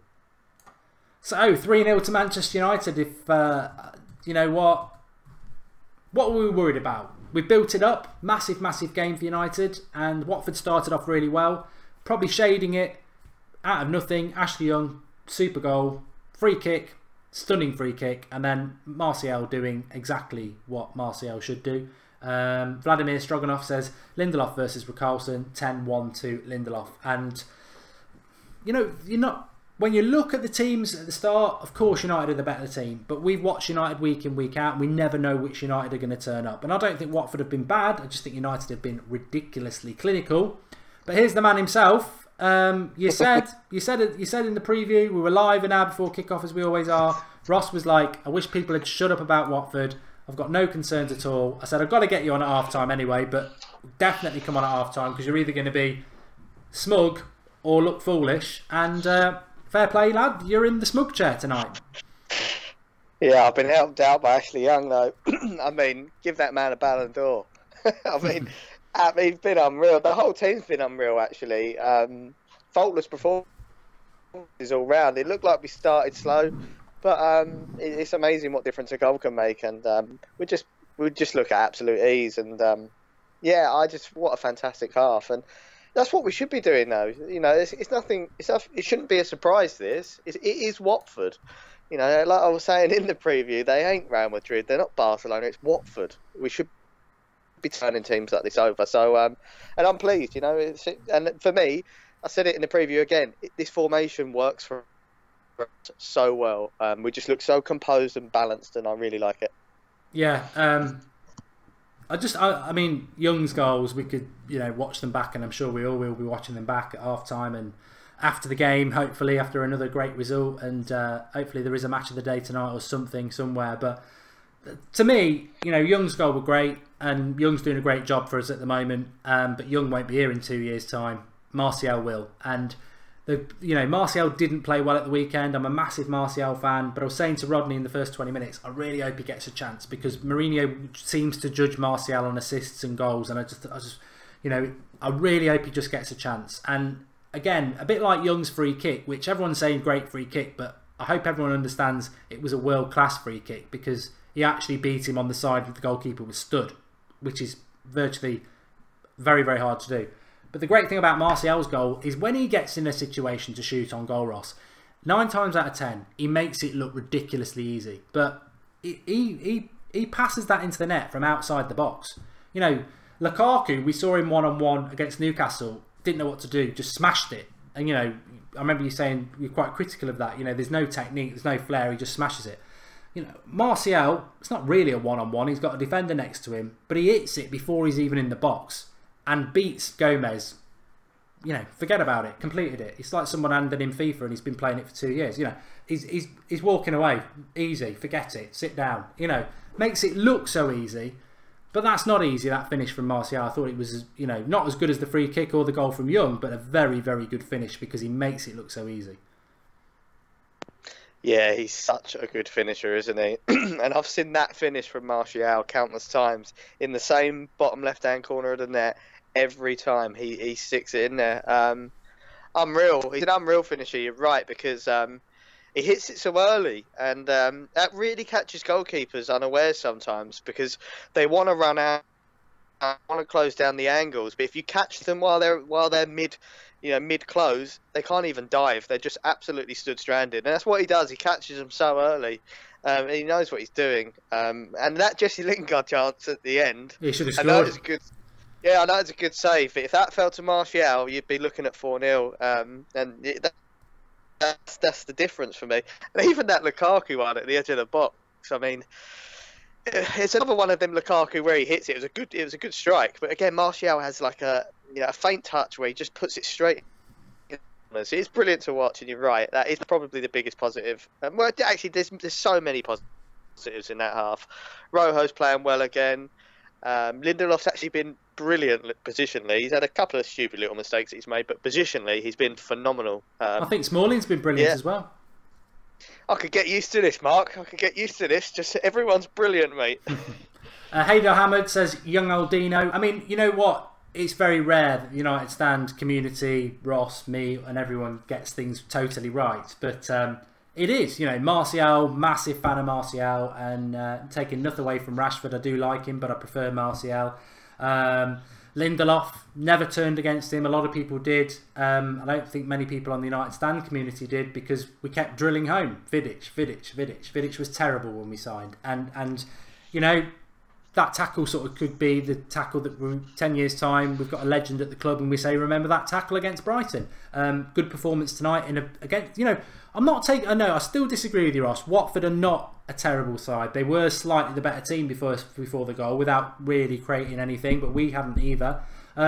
I do think Watford are a good team, and I'm only saying that as well because I don't actually want to take away from what United have done in that first half. It's, Watford are a good team. They've got a good record at Vicarage Road. They've got a good manager, and well and truly, we've sat them down and said, really big boys have come to town, and every single goal has had the sort of quality to it that you probably do spend 20-30 million pounds to get players to do that. Yeah, definitely. Yeah. And that's what the margin should be in games like this. It is the difference between them spending, £500,000 on Tom Clever. Yeah. Now spending 89 million quid on Paul Pogba. That should be the difference in games like this. And that is what's been the difference today. And I get greedy in times like this, and I do agree Watford are better than what I'm making out them to be, but what I was trying to say is, regardless of how good they are, we should be beating them with Manchester United. Watford look a defeated team now, though. They do look really defeated, and that's where I'll be expecting. I know we've got to look at injuries and all this, and we've got to maybe look to rest Pogba a little bit. Obviously, we're going to get the obligatory Zlatan substitute at some point, but I want to push on here. I want 6-0. Why not? Because they're a defeated team now, and we can soak up a bit of pressure and hit them on the break, and that's when we're absolutely lethal. I must say I do differ from you slightly, that I still don't think this... I'm not quite there, and I know people are saying you're an idiot, but I'm not quite there yet, that we're hosed and dry, because anything could happen, a red card or something like that. So, but we should be there, and we should be walking away from here. And I do agree, actually, looking at Arsenal at the weekend, because Arsenal play tomorrow night, remember, I would be looking 70 minutes, Martial off, Pogba off, and maybe, I don't think we can get away with getting Matic off, to be honest, but I would be looking at that, because I don't know whether he'd do this at Arsenal, but to be honest, we need to win at Arsenal as well as we need to win here tonight, and I would be looking at using the same lineup, because I've always said that if this formation works, it's cheating. You get width, but you get loads of defenders. You don't get swamped in the midfield, and you get two up front. And not many teams do this, and it works really, really well. I mean, I was watching this Martial goal back again. Lukaku assist, Martial goal for fantasy football. That's cracking for me because I've got both of them. But I just love the finish. It looks so simple, but if you are watching it on BT or wherever, look when Martial hits it. He's not even in the box. He's not even in the penalty box when he hits that. The keeper's about 10 yards away. The ball's got to carry 10 yards, and he still puts the keeper on his arse. Brilliant. Absolutely brilliant. Remember, if you're new to the United Stand, click that subscribe button. We're live every night at 8 o'clock, and for all the games, we're live an hour early with Ross predicting the future. He said, I'm coming on at half-time. I'm going to humiliate Watford because we will blast them in the first half. And not many people did that. So, fair play. You got it right. Second half, what are you thinking? Just more of the same, to be honest. More of the same, because we had everything in that half. We had the goals, we had the assists, and we also managed to get a Rojo yellow card. So we're definitely back in business now. But yeah, maybe trying to just savour a few players as well, like you said. I'd like to take Pogba off. I think you should just wrap that guy in cotton wool. Maybe, I don't know if we got any defenders on the bench, Mark, but I'd maybe look to take Rojo off, because it's not worth it. It's not worth a sending off, because that will put us on the back foot for no reason. I'd rather risk it. Yeah. I mean, Spurs are losing 2-0, you know. It makes me laugh. Football makes me laugh. And we just want that Pep bubble to burst, because a month ago, United fans were like, Pochettino should be United manager, get rid of Mourinho, and then a month later we could be 8 points clear of them tonight. In fact, barring a miracle, we will be 8 points clear, because Spurs are 2-0 down in the 53rd minute and we're 3-0 up at half time.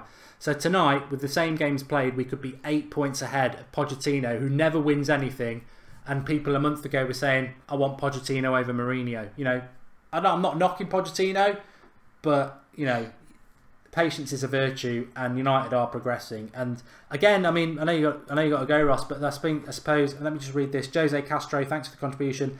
Lindelof, awfully brilliant today. These are the games he needs to help with his confidence. Yeah, because it's not a Mickey Mouse game. It's not a home game in the League Cup. It's a proper game where we needed to win, and Mourinho has trusted him. But yeah, I imagine those few people, and I'm not really taking a pop at fans here. I'm more talking about ex-pros of the club. They'll be feeling a bit silly tonight, because I think they were waiting for the bubble to burst and the old give it to Giggsy crowd again. Mourinho's the man. He's still the man. And this was the one. Win tonight, step one. Arsenal at the weekend, step two. And then that City game is just going to be huge. Yeah. Yeah, definitely, mate. Yeah, I can't really add any more to it, to be honest. It's just let's get it out of the way and look to the Arsenal game. Brilliant. Okay, well, I'll speak to you soon, pal. Thanks. Yeah. I'm so pleased you were right. I didn't think you were going to be. I'll hold hands up. You know, we want 6. Let's boost the goal difference now. We want 6, mate. Definitely. Right. I'll speak to you soon. Cheers, mate. Cheers, Ross. You can follow Ross on Twitter at Hazza90. Do it at HAZZA90. Follow him on Twitter, because he obviously speaks a lot of sense. He did say, for those who were watching it, we do go live an hour before the kickoff with the team news. Ross comes on, and he did say it's only Watford, we'll smash them. And I didn't think that. I thought we were going to win, but that's because we needed to win. I didn't think we were going to smash them, and that half is probably one of the most enjoyable halves of football we've had in years. So fantastic. And this is what, you know, I will try and claim a little bit of credit. I can't say that I said what Ross said, but what I can say is, if you go back to about 5 minutes into that first half, I did say to Rodney, I don't know why, I just feel very relaxed and confident tonight. And obviously the players feel that as well, because that's perfect, absolutely perfect. And so many things have gone right for us as well. You know, if you're a Martial fan, brilliant. If you're an Ashley Young fan, brilliant. If you're a Mourinho fan, brilliant. If you're a United fan, brilliant. It's all gone right. And now we have got, I think, the best defence in Europe. So we're 3-0 up. I'm not saying the game's won yet. It should be won. It would be catastrophic Arsenal sort of circumstances if we threw this away, and we would have to take a massive L. But, you know, we've done the bit that we maybe have struggled a little bit with over the last month, which is scoring a lot of goals. What we've always been able to do under Mourinho, and especially this season, is keep clean sheets and keep it tight. I don't think we've conceded 3 goals against anybody for a long time. This game should be done and dusted. And yeah, I did see Mourinho's reaction to the Ashley Young goal, and it was like, told you so. Sit down, Watford. That's the headline at half time. Sit down, Watford. But fantastic, and thanks for everybody who's been on the watch along, whether you've just joined us for half time or whether you've been with us from the start. Subscribe, and you know, as well, I did say 1,000 likes before kickoff on the stream seems to be something that works, and we needed it to work tonight. So everyone who likes the video before kickoff, you know, we've all played our part as well, but none more so than the players and Mourinho. Absolutely brilliant, and we are just speechless by that performance. Brilliant, in a nice way. Remember, if you are new to the United Stand, drop a like. Well, you can like it. Subscribe to the channel, bottom right hand corner. Click that United Stand emblem and join the community. Live comments, always on all our shows. Fantastic community. You will not regret it. You found a brilliant, brilliant community. Whether you come on the live comments before we go live with everybody else. Subscribe. We're live tomorrow night at 8 o'clock. We're live every night at 8 o'clock. And also transfer shows, reactions to news, all sorts. So get involved with it. And make sure when you do subscribe, or you have subscribed, click your bell. There's a bell there. Click the bell and tick to get all notifications, so that when we go live or we upload a video, you get a notification. Second half is about to kick off. They caught me on my hop slightly there, but not totally. We've just got to come through this second half. We've got to come through this second half and take the 3 points. I said at the start, I'm more than happy. I'm more than happy with a 1-0. Obviously, it's not going to be 1-0 now. So let's get it won. Let's get it done and dusted and get it won.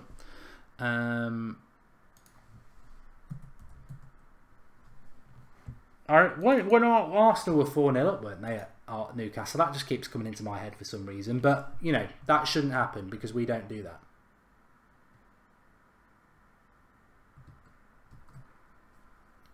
Timer's up and running.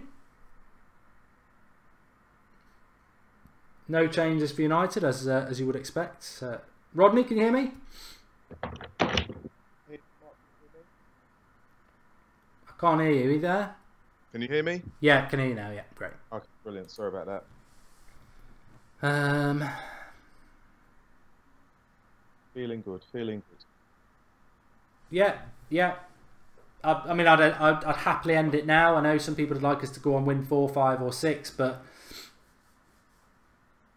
for me, it's about the 3 points. And you know, Ross was saying as well, you know, if we can just see it through to about the 70-minute mark with 3-0 up, and then maybe take Pogba off and maybe bring Martial off with an eye on Saturday against Arsenal. But, you know, the way we're set up, I think we are set up well defensively, that Watford are going to have a little bit of a go, and we might be able to just keep doing what we're doing and, you know, pick them off and get that 4th goal. Yeah, I mean, I heard the comments by Ross. I'm like him. It would be nice to have 6 goals, like 3 either side of the half time.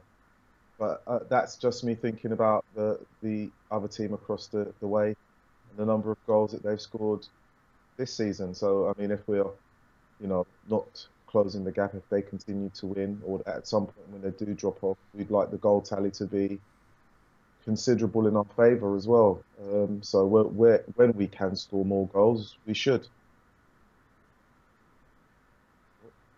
Young Lingard, for me, picks the wrong option there. He should be looking at Martial, but yeah. C. Davies scores in the other game. I think West Brom are beating Newcastle 1-0 last time I checked, but Leicester are beating Spurs 2-0. So all the Pochettino lovers, tonight he could be 8 points behind Mourinho if the scores stay the same. So there you go. A lot of people wanted Mourinho out and Pochettino in a month ago, and how football changes. Football changes all the time, Mark. Football changes. Some players are in favour, some players are out of favour. Managers are in favour, managers are out. Oh. Unlucky by Lukaku. Good thinking by Lingard there. So I was going to leave you to it for a minute, Rodney, so just go and get my wine. I will literally. Yeah, no worries. 30 seconds. No worries.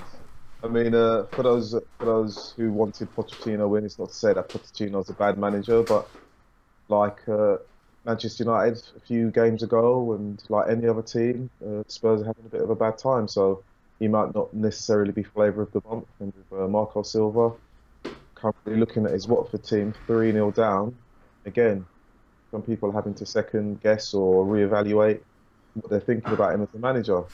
And that's the same with Mourinho. People are saying that he's too defensive. People are saying that he's too negative and he's anti-football. But if there's anything to go by tonight, we wouldn't have said that he's anti-football. Manchester United have played good football so far. They've been defensive when they needed to be. They've moved the ball forward. And that's not to say that there aren't parts of the game that we're still critical of or we critique. But I am definitely a happy Manchester United fan, and I'm sure there are many others who are as well. We just look forward to see what will happen in the second half. Watford on the attack again for Good into, oh, come on, that's not a free kick. Lindelof stepping forward, trying to nip the ball off of Carlson and giving a free kick away. It does look like a free kick there, but again, Man United pressing where they can, not allowing the Watford players to be honest, I think Lindelof's played really well, and he deserves the plaudits because he's had a bit of a bad start, obviously. But hold on, Lingard. Yeah. Corner ball anyway.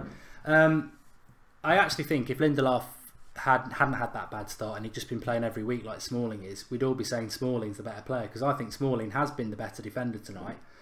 But Lindelof's getting the plaudits because he's playing well and obviously he's building his confidence. But I think Smalling's been superb. I think Rojo's been very good as well, but I think Smalling has been superb with Lindelof. I think all three of them, brilliant. I think they've been asked to do specific jobs. When you think about it, they've been asked to do very specific jobs. One's been asked to press, one's been asked to step up. Who was that running for the ball there? Was that Lingard? Yeah, I think so, yeah. Yeah. I have to say, the Watford defender there showed a good turn of pace to get across, because usually your centre-backs don't like to leave that position, and they'll usually just shadow the run and not go over there and try and attempt to stop the cross, but he did very well. Be nice for Lukaku to get a goal tonight, like Hannah Jane says. Yeah. I don't know whether she is saying that, but it would be nice for him to get a goal, because, you know, whether you're a critic of him or not, Mourinho's a massive fan of him. He's not going to get dropped, so it's beneficial for United if their striker is feeling confident. And he's not really had a chance yet. He did have that shot which Lingard should have scored from, but it was outside the box on his right foot, so he's not had a gilt-edged chance yet. No, he hasn't, and I think we said at the beginning of the game is that the whole issue about the number 10 position, and if we did have a number 10 in this team, what would that look like in terms of goals for Fulham? Because I'm sure. Off again. Yeah. So the defence has just got to do what the defence. I was saying this before you came on, Rodney. You know, we're 3-0 up. I'm sure Watford are going to put us under a bit of pressure, but the one thing we have been very consistent with, especially this season, is defensively very good. So, you know, I can't see us conceding 3. Well, no. I mean, it would be really one of those kind of breakdowns. Rojo, you see, all three of Smalling again. Yeah. No, it was Rojo actually who got the header. It's Smalling saying he was pushed. Yeah. But to be fair, as I was saying, you know, all three of the back three have been very good. They've been very, very good. They've been very good and have been asked to do specific jobs. And I think when they've needed to be, more importantly, they've been close together as a back three. So I think when we've got the ball, they're quite a distance apart. But when what come on the attack. Here we go. We're on the attack here. Martial, look left. No, he looks right. Lukaku. Oh, Lindelof, slide for that. Why doesn't he slide for that? Oh.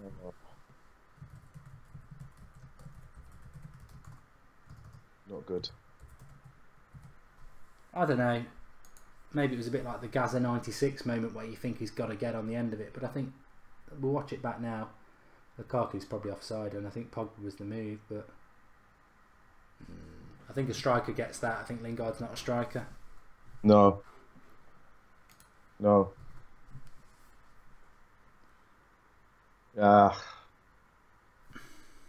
Yeah.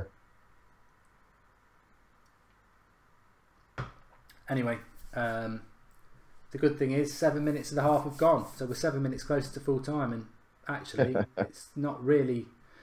I'm not going to get too greedy because tonight was just about winning, and if we do that, great. Herrera's coming on.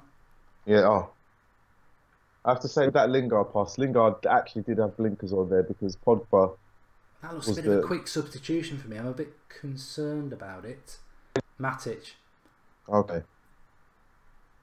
He did look leggy in the first half, in the first 20 minutes. He did look leggy. Yeah. Well, inadvertently, as long as it's not an injury. Yeah. He doesn't look massively concerned, but he needs a rest anyway, to be honest. Yeah, he does. I don't know, a lot of people, Lee Darcy's just said it, and a couple of people have said it, get Zlatan on. I'm not convinced Zlatan in a game like this. Not necessarily required so soon. I think he's a luxury player as well. I mean, you know, Watford are quite a fast team, and Zlatan's not. Yeah. Yeah. Although in a front two, you could play him up front, couldn't you? To be fair, You could, but you'd have to change in terms of the midfield, what you'd want from the midfield, and I think if that were the case, you'd probably expect if Pogba stays and lasts the game, his position will change. Herrera needs to get in the game there. He's cool with that.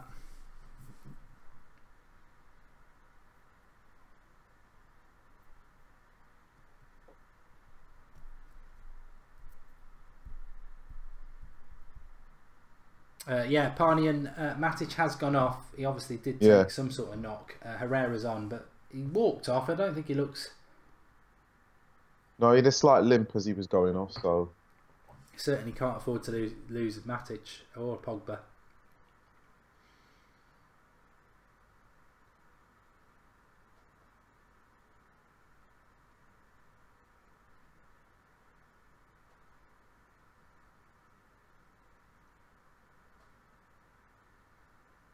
Ashley Young. I mean, to be fair, we're talking about Lindelof, we're talking about Martial and Rojo and Smalling, but I think he'd struggle to find...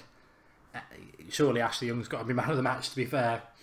Left back to score 2 goals like that. If we, as you say, if we stop the game at half time, it's definitely a man of the match performance from him. The goals alone. Oh, looks like Will Hughes might have just done his hamstring as well. Yeah. Right. Draughty Devil did say keep your eye on Will Hughes. Well, we've done it, Draughty, and good player. Well done, Smalling again. Good tackle. Rojo.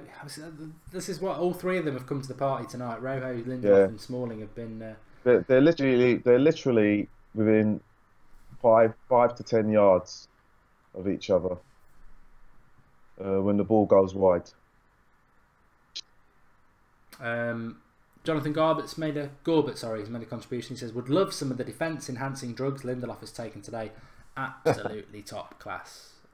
Just shows what a bit of confidence does. I think even on the US tour, and then obviously that echoed itself into the season, he just lacked confidence. And you know, Lukaku lacks confidence as well at the moment. And you know, confidence in football is a big thing. And I do think the turning point was that tackle against Brighton at the weekend, and suddenly the crowd reacted to it, and I think he realised, you know what, and people aren't against me, they want me to do well. And tonight was the biggest test of all, because it's not a home game, it's not a game that doesn't matter if we don't win it.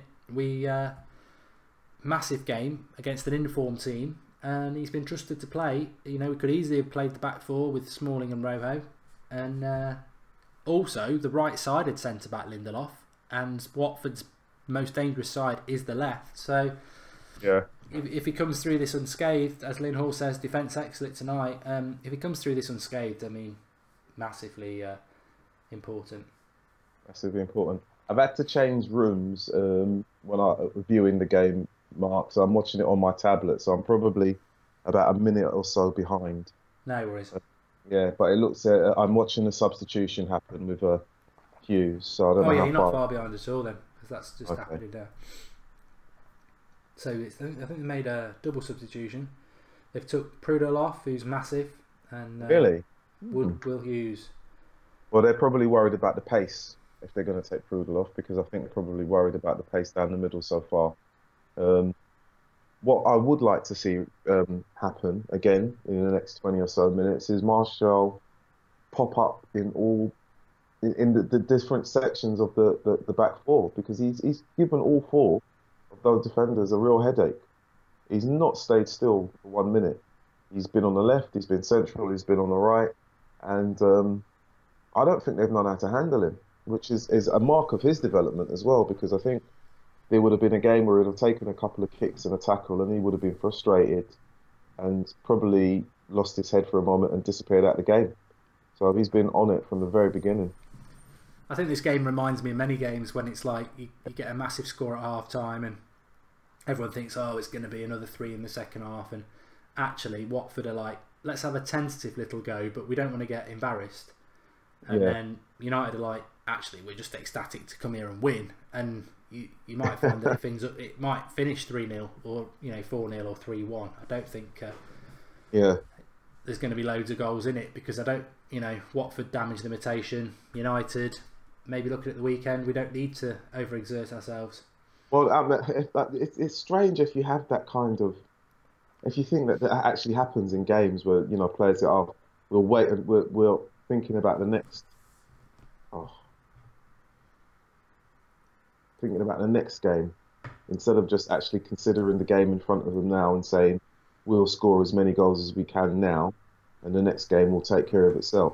Yeah.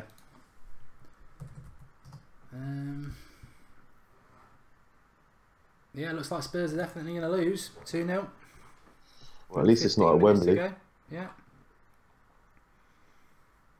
That put them down to 5th, and if Liverpool win tomorrow, they'll be down to 6th. Liverpool won't win.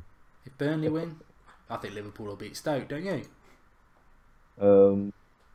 Probably not. I don't think they will. I hope they don't. Yeah.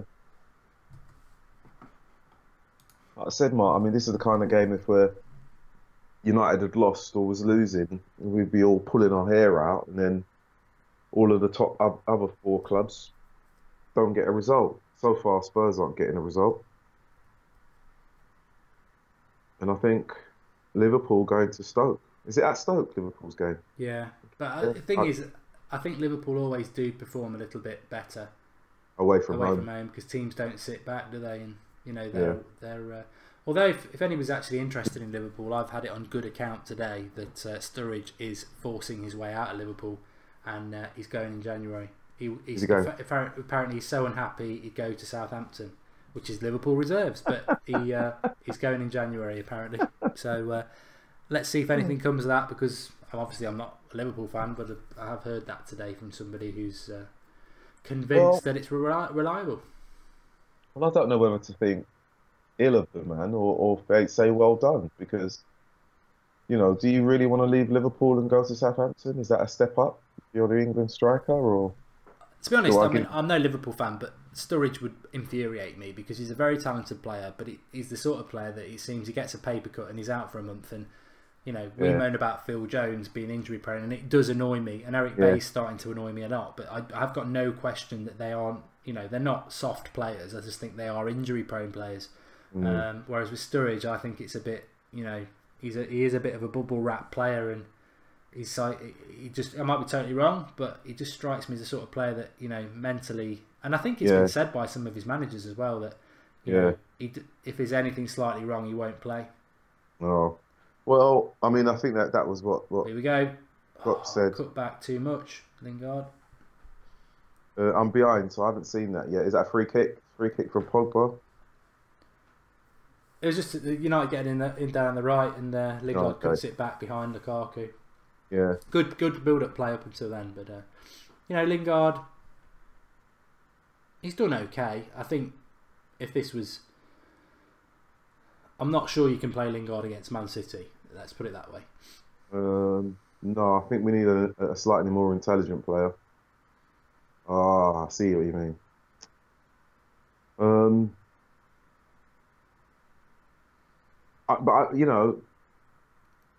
So far so good.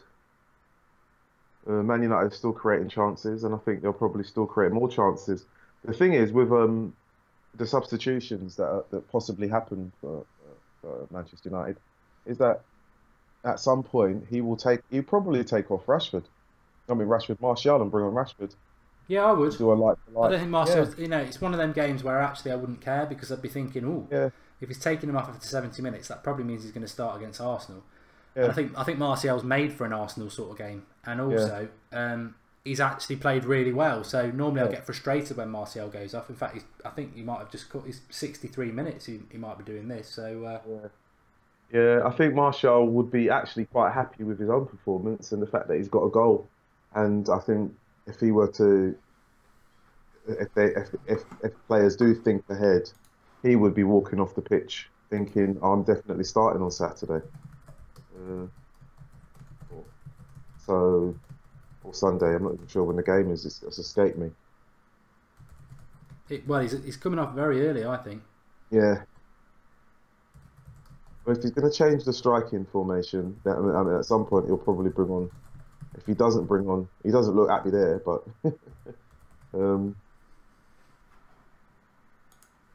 I think he's got to understand that as well, that this is a long season. Yeah. This is a long season, and I thought that was 7 minutes too early, to be honest. But, yeah.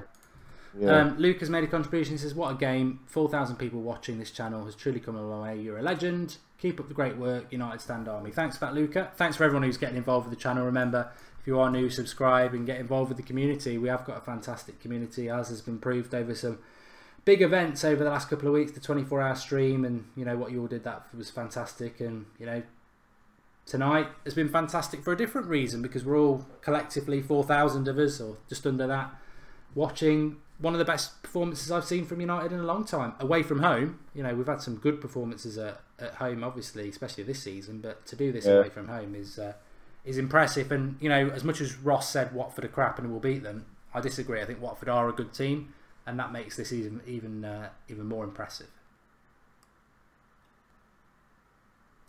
Defensively, I don't think we've got anything to worry about. I think we're a very good defensive side.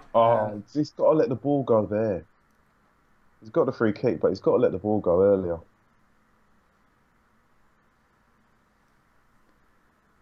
Spurs have got a goal. Easy Junior. Bad luck if you've got a... I think I'm doing all right on my fantasy football tonight, actually. I've got Martial, and I've got Lukaku, got an assist. I might get another one.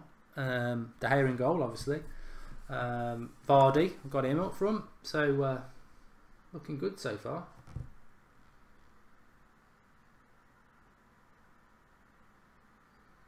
I'll tell you what, though, it might be a bit childish, but I don't know about you, Rodney, but I always had this thing in my head that I love Christmas, and I love football at Christmas, and the always thing that used to stress me out, and it's not happened that much, to be fair, as a United fan, is I always want United to still be in the title race at Christmas, because you know, you get a lot of games and it's a nice time of the year, and you want the games to matter. And you know, if we'd lost tonight or drawn tonight, and you know, it's not over yet, then I really would have been like, we're not in a title race at Christmas at all. And to be honest, I do have this sort of mentality, and I think it's sort of bred into me from watching sort of Sir Alex Ferguson teams as well. If we do win tonight, my mentality will be, right, well done, Arsenal at the weekend, because that mirrors tonight. You know, we've got to go to Arsenal, and I think again we've got to win. Yeah, I mean, going to Arsenal and getting a result will be fantastic, but it keeps the team within touching distance of the team above. And like you say, at Christmas time, you want Manchester United to be involved. You want them to be close. And Manchester United historically are always better in the second half of the season. So the closer they are to Manchester City, I think Manchester City will be worried. They'll lose players to the African Cup of Nations. There'll be the return of the Champions League, and then they'll get fixtures that they won't like. At times they won't like. So as much as they're playing great football now, the second part of the season is always an equaliser in terms of difficult games, difficult times, and results that you don't necessarily expect.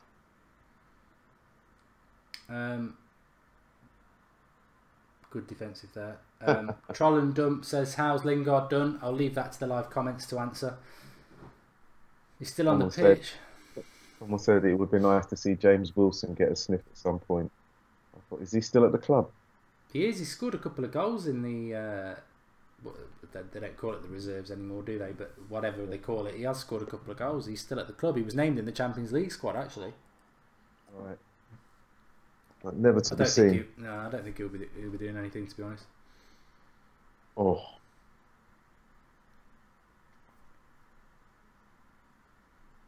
No, people talking about Lukaku. Andrew Hoare says Lukaku looks like a coal mining donkey. Don't hold back, Andrew. Don't hold back. But what, to be honest, he's upset, is he? He hasn't been much better than he was at the weekend, to be fair. But you know, in a performance like this, it's not so important. Yeah. I would like to see him score, because I think, you know, we are going to see a lot of Lukaku this season, no matter what anybody thinks. And I do like what Lukaku does, but having watched him tonight, I don't think he's been good tonight, and I don't think he's really done the things that, because he's not been up front on his own, to be honest. You know, so his work ethic has been less important. Yeah. But No, he'll for turn me, it around at some point. for me, the issue is, I mean, as a striker, you need rhythm and routine. And I think, again, it's the number 10, whoever plays in that position, or whatever system United play, as a striker, you need to know what's going to go on. You know, you need to know in advance, you need to know the runs that certain players will make, certain passes that will make when they'll make the pass. And I don't think for any of the players that have played in that position, he's found an understanding of what they do. So, Mourinho bollocking Lingard on the side. yeah, well, we do it from the safe distance of our sofa, so it's not surprising. Zlatan warming up from the side and shouting at Paul Pogba to get the team going. Love it.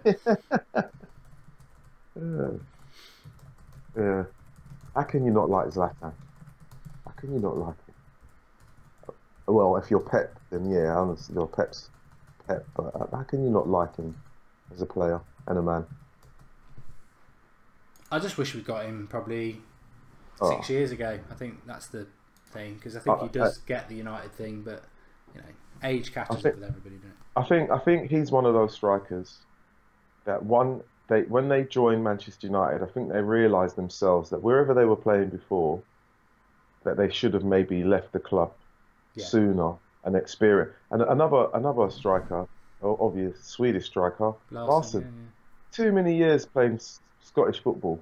Don't get me wrong, I'm not against Celtic or any of those other teams, but if he was at Old Trafford in his heyday, whew. It happens a lot, you're right. I mean, I think when people are in their prime, and you could talk about a lot of players like, you know, your Tony Krooses and stuff like that. And I think if he came when he was 35, he'd probably think the same. And, you know, another player that comes to mind is Schweinsteiger, and obviously Zlatan as well. You know, they come to the United as top players, but towards the end of their career, and all you ever hear is, what a great club, love the fans, love the support, this, that and the other. Yeah. And yeah, I think maybe people don't realise that. I think they think, oh yeah, they're just another Real Madrid or a Barcelona or whatever like that. And it's in England, which is a bit less fashionable.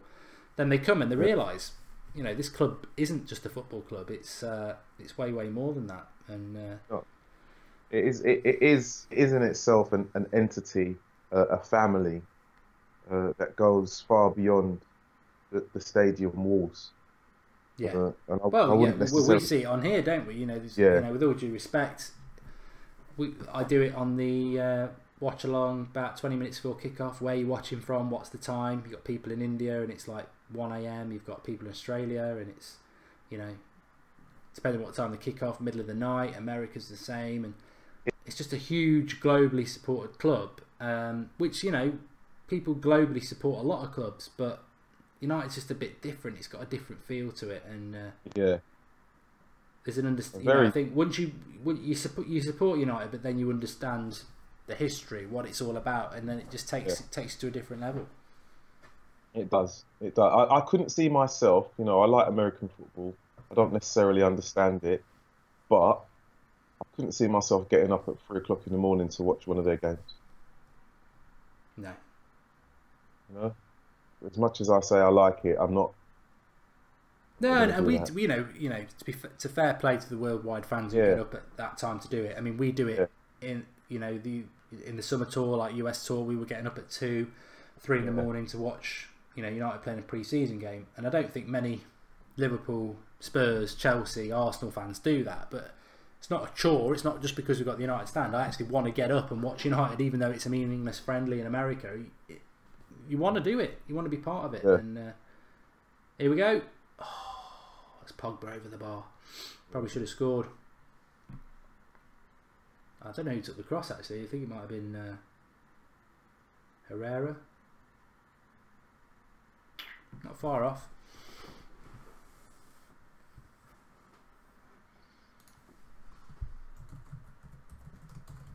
Well, I'll definitely give the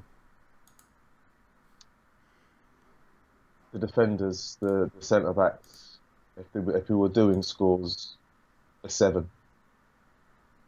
Yeah, they've all been very, very good. Yeah, Very good. very. I mean, I do think. I mean, it's still got. I think it's safe to say game over now because did say to Ross at half time. I'm not willing to say it yet, even though I can't see United throwing away a 3-0 lead. But here we go, Lukaku. You've got to score that. Oh, he's going to get so much stick. He's going to get absolutely pan Rodney. I know you're behind. I'm on a delay. He ain't going to do himself any favours there. He really isn't. All I can get in my head is, what was that someone said? He's like an Emil Heskey. Yeah, well, watch it. Yeah. Oh, hold on.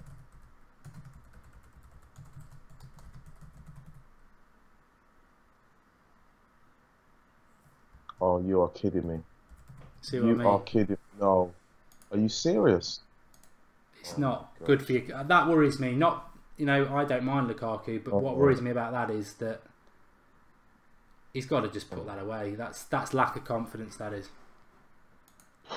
Tom55J says, I don't remember anything past 3 goals. I've been drinking too much. Are they playing well? Well, yeah, it's still 3-0, but I don't think Lukaku's done himself any favours there. I mean, he's got to. Martial buries that. Here we go, though. You really do need. They nearly just score there, to be fair. Yeah, you've got to. It's that ballerina moment. That's that balance on both feet, because he's put the keeper down. Because he's touched it with his left and he slipped. There, he's got to chip him. He's got to chip him now with his right foot. He's got to literally lift it over him. I think it's he's touched it and he's touched it again. It's just the chance you're about to see now. He nearly scores because he ain't got to think about it. It's a bit like Danny Welbeck, I think. When he's got to think about a chance, he'll mess it up. Oh God, combination. Adi Akinbaye, Emil Heskey, and Danny Welbeck. He's like Robo striker. He's grasping right now. Yeah, he's grasping, and it's a typical striker. We've seen it. Lineker had it. Oh, here we go. Penalty, Watford, Rojo. Oh. You don't want that. And suddenly that Lukaku chance starts to play on the mind a bit, isn't it? Yeah, well, it definitely will play on his mind if it's converted from behind. So you can tell me if it goes in. I'm just watching the build-up now. I think this game's still over.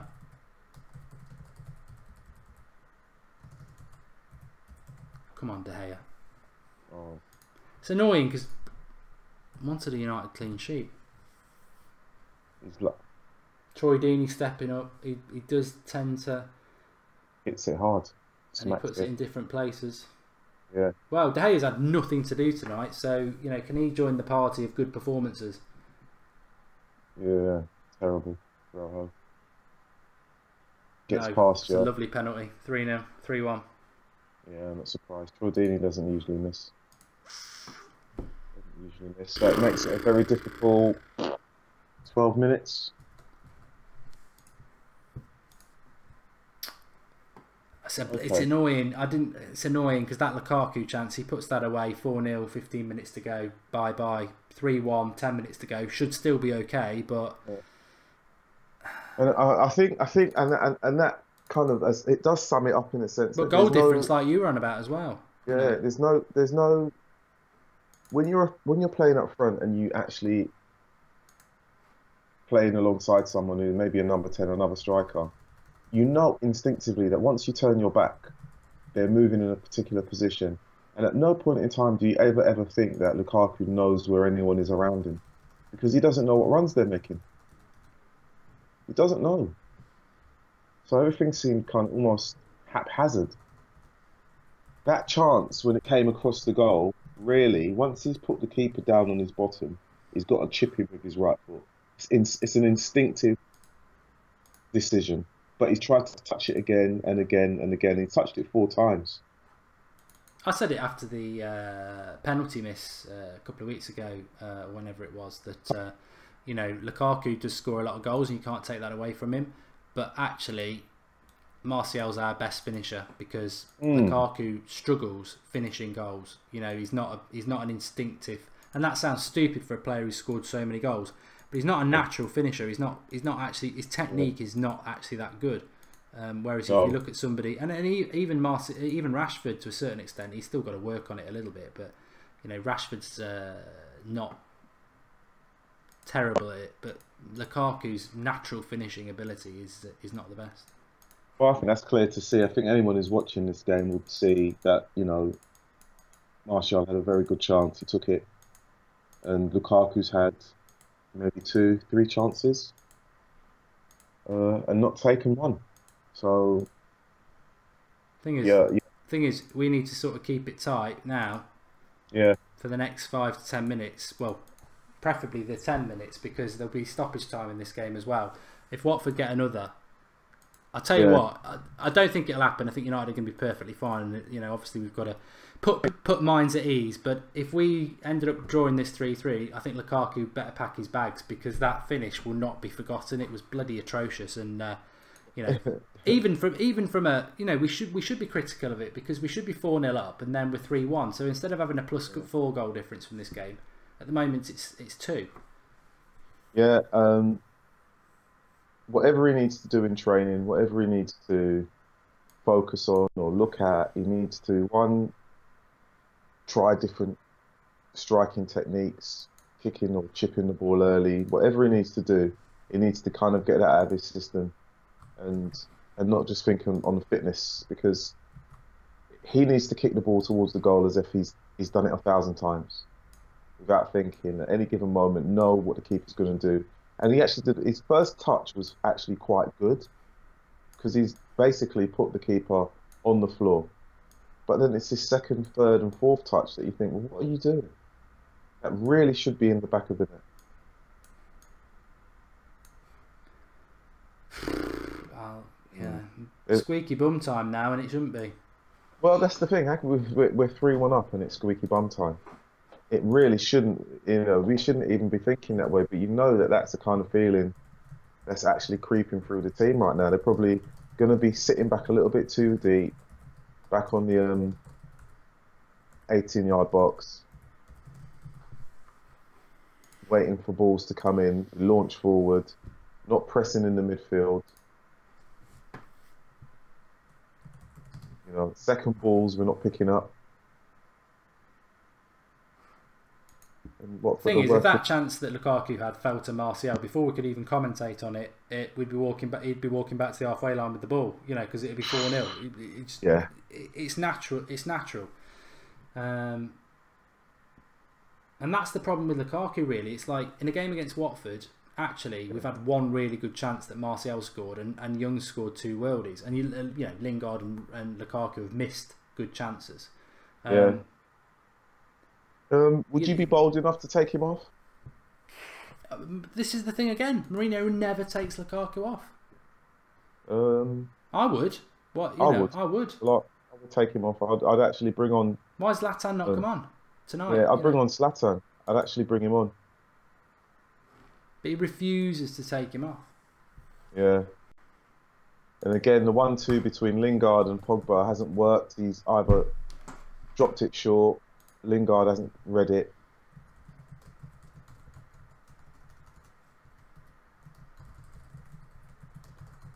There we go, Lingard.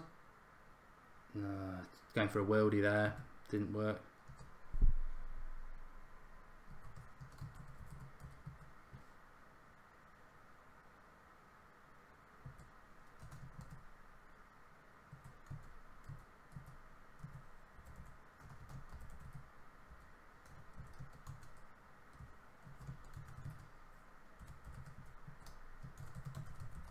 Still, this team still needs something. Number 10. Yeah.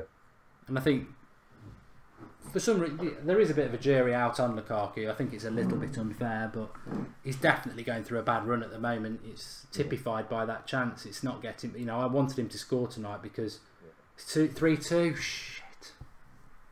Oh, for God's sake. I'm on a delay mark, so I haven't even seen the bad news, but I'm waiting for it to come through. Okay, no pressing. Wow. Okay.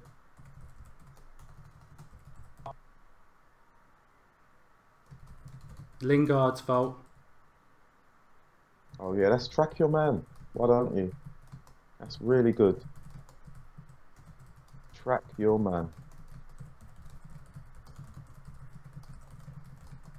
Well, let's be honest. It's not as if Watford So haven't you tried know, all day. effectively, I said I would have took 1-0, and effectively, if we do it, we're taking a 1-0. It's stunning. I'm not checking my phone just in case Draughty's sent me a tweet.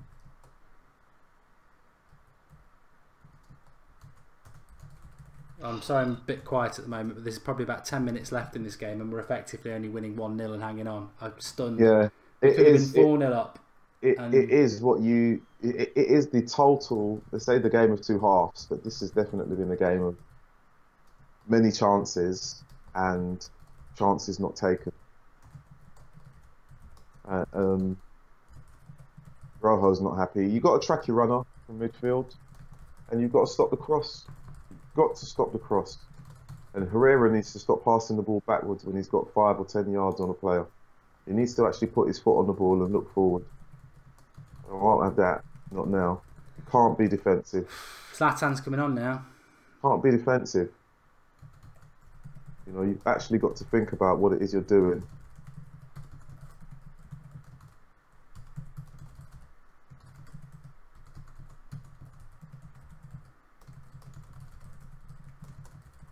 This is unbelievable, isn't it? I did say at half time, you know. Yeah. But to be honest, when did they score their first? There's still 15 minutes, so they scored 2 in 10 minutes. To be honest, I think before they scored their first, we had 2 chances that Lukaku should have scored. Should have scored 2. Game would have been out of sight then. Would have been looking at a totally different scoreline if they did score 2. So, these are the moments. Yes, Lingard won it. Bloody brilliant.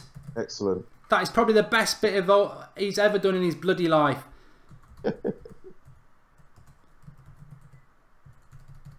That's it. Won it. That's the best thing you've ever done in your life, mate. You can stay forever. Mark, please. Let's not say things like that.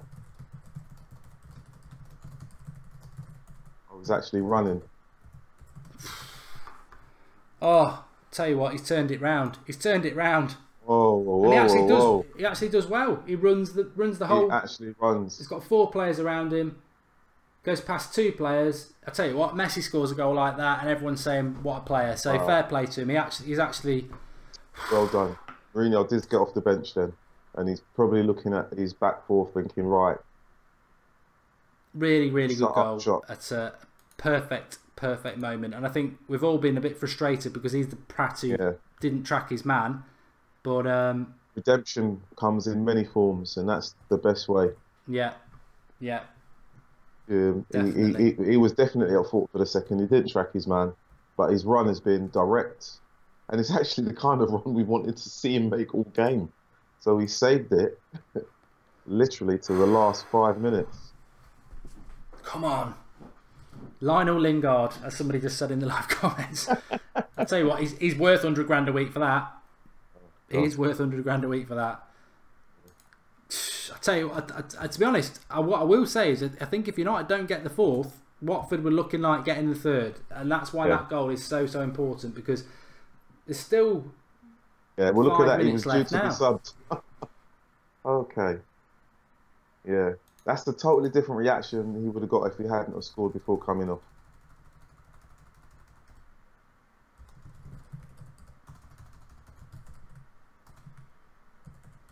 (4-2 and 3-2). They're so close, but they do send a totally different feeling around the team. Yeah. Well, Watford are still on the attack here. I mean, bloody hell.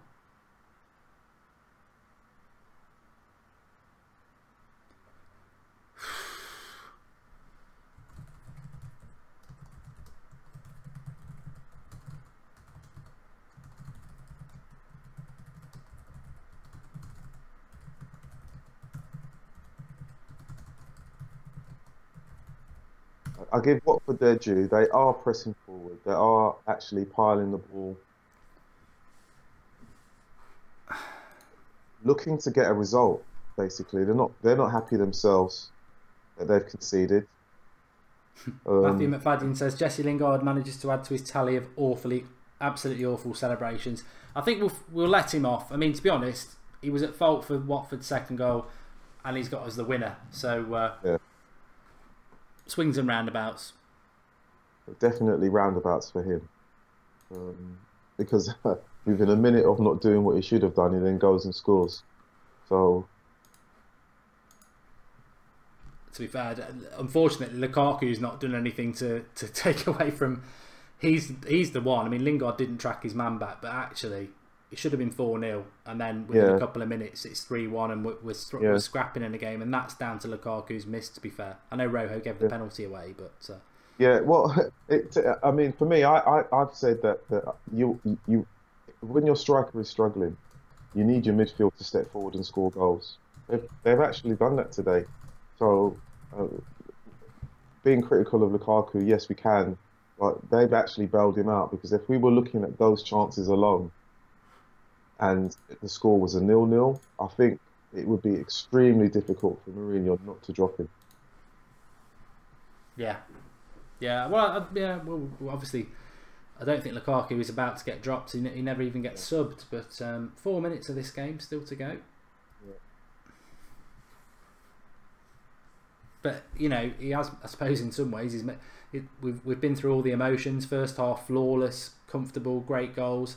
Second half, comfortable for about 15 minutes, and then another 3 goals, 2 for Watford and 1 for us. And Lukaku with quite possibly the worst pass of the game. Yeah.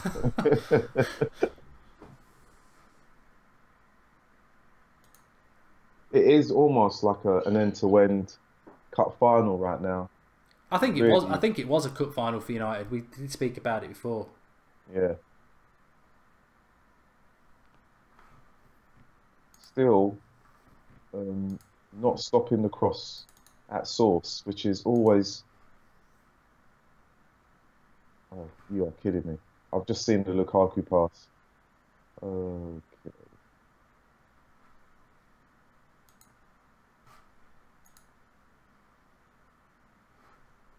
They're showing the Lingard goal again on my delay, and he takes it very well. He hits it early, he shifts it right, and then it goes back across to the keeper's right, which is the left from the player's position. And Lindelof. See, this is what I mean. I think that Lingard goal is so important, because Watford, imagine if we'd been only 1 goal ahead, are still pushing it, and I think it would have been 3-3. I do. I know. You can't really say that without definitely knowing, but end of the day, as I said at the start of the game, I would have took a scrappy 1-0. So actually, we've had a very entertaining game, which is great. Rashford getting a bollocking from Mourinho there. I don't know what that was all about. If anyone wants to let us know, but to be honest, I've said this about Mourinho a few times, that I don't like it about him, and obviously I'm a big Mourinho fan. I don't like the way he constantly picks on Martial and Rashford and everything like that, but the experienced players who should be the people getting a bit of stick, the Fellaini's, the Lingard, the Lukaku's, totally immune to criticism. And when I look at the one player for United today that really has let everybody down, unfortunately, it is Lukaku again. Well, I mean, Lukaku, like I said, is undroppable. You spent a lot of money on him.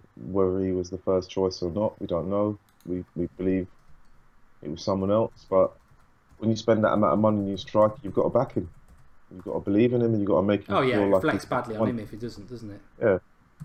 Well, I think if he's the only striker that we've got in the club that's fit and that actually has a record of scoring goals above 15 and 20 a season, you need them to feel good. You need them to feel important. You need them to feel as if everyone loves them. And I think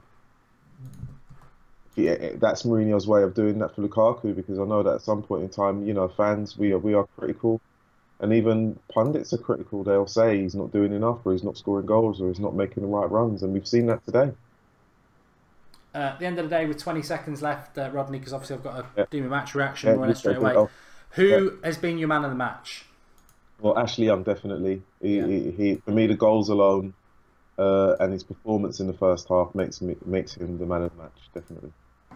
All I'm going to say is, look, I'm going to do my match reaction and we'll talk about man of the match and everything like that. And there are some real positives and there's some negatives. But if you go away from home and you score 4 goals like we just have, you're going to win a game of football. And I think it had absolutely everything. And you know, I'll keep my thoughts back for the match reaction, but I'm not going to hold back on Lukaku because I think it's a concern and I'm a big fan of Lukaku, but tonight let us down. But great to have you on, Rodney. Really enjoyed it, and probably game of the season, I think we can safely say. Definitely. I think it's the sign of things to come. First hurdle tonight, first hurdle done, and we go again on Saturday. But, you know, I firmly stand by, if we hadn't have won tonight, if we'd drawn tonight, sit down the league, it's gone. But really, really good performance from United, and thanks for coming on for Rodney. Brilliant. Thanks a lot, Mark. I'll speak to you soon, pal. Right, take care. You can follow Rodney on Twitter at Rodney Cyrus, I believe it is. I should have asked him that before he's gone. The link is in the video description for my match reaction, or you can go through the United Stand homepage. I'm going to be there in 60 seconds with my man of the match, my thoughts on the game, my criticism of Lukaku, and also, more importantly, how significant that result is for Manchester United. 60 seconds time. Join me. Give me your thoughts. If you've not subscribed to the United Stand, hologram in the bottom right-hand corner. Click it, subscribe, join the community.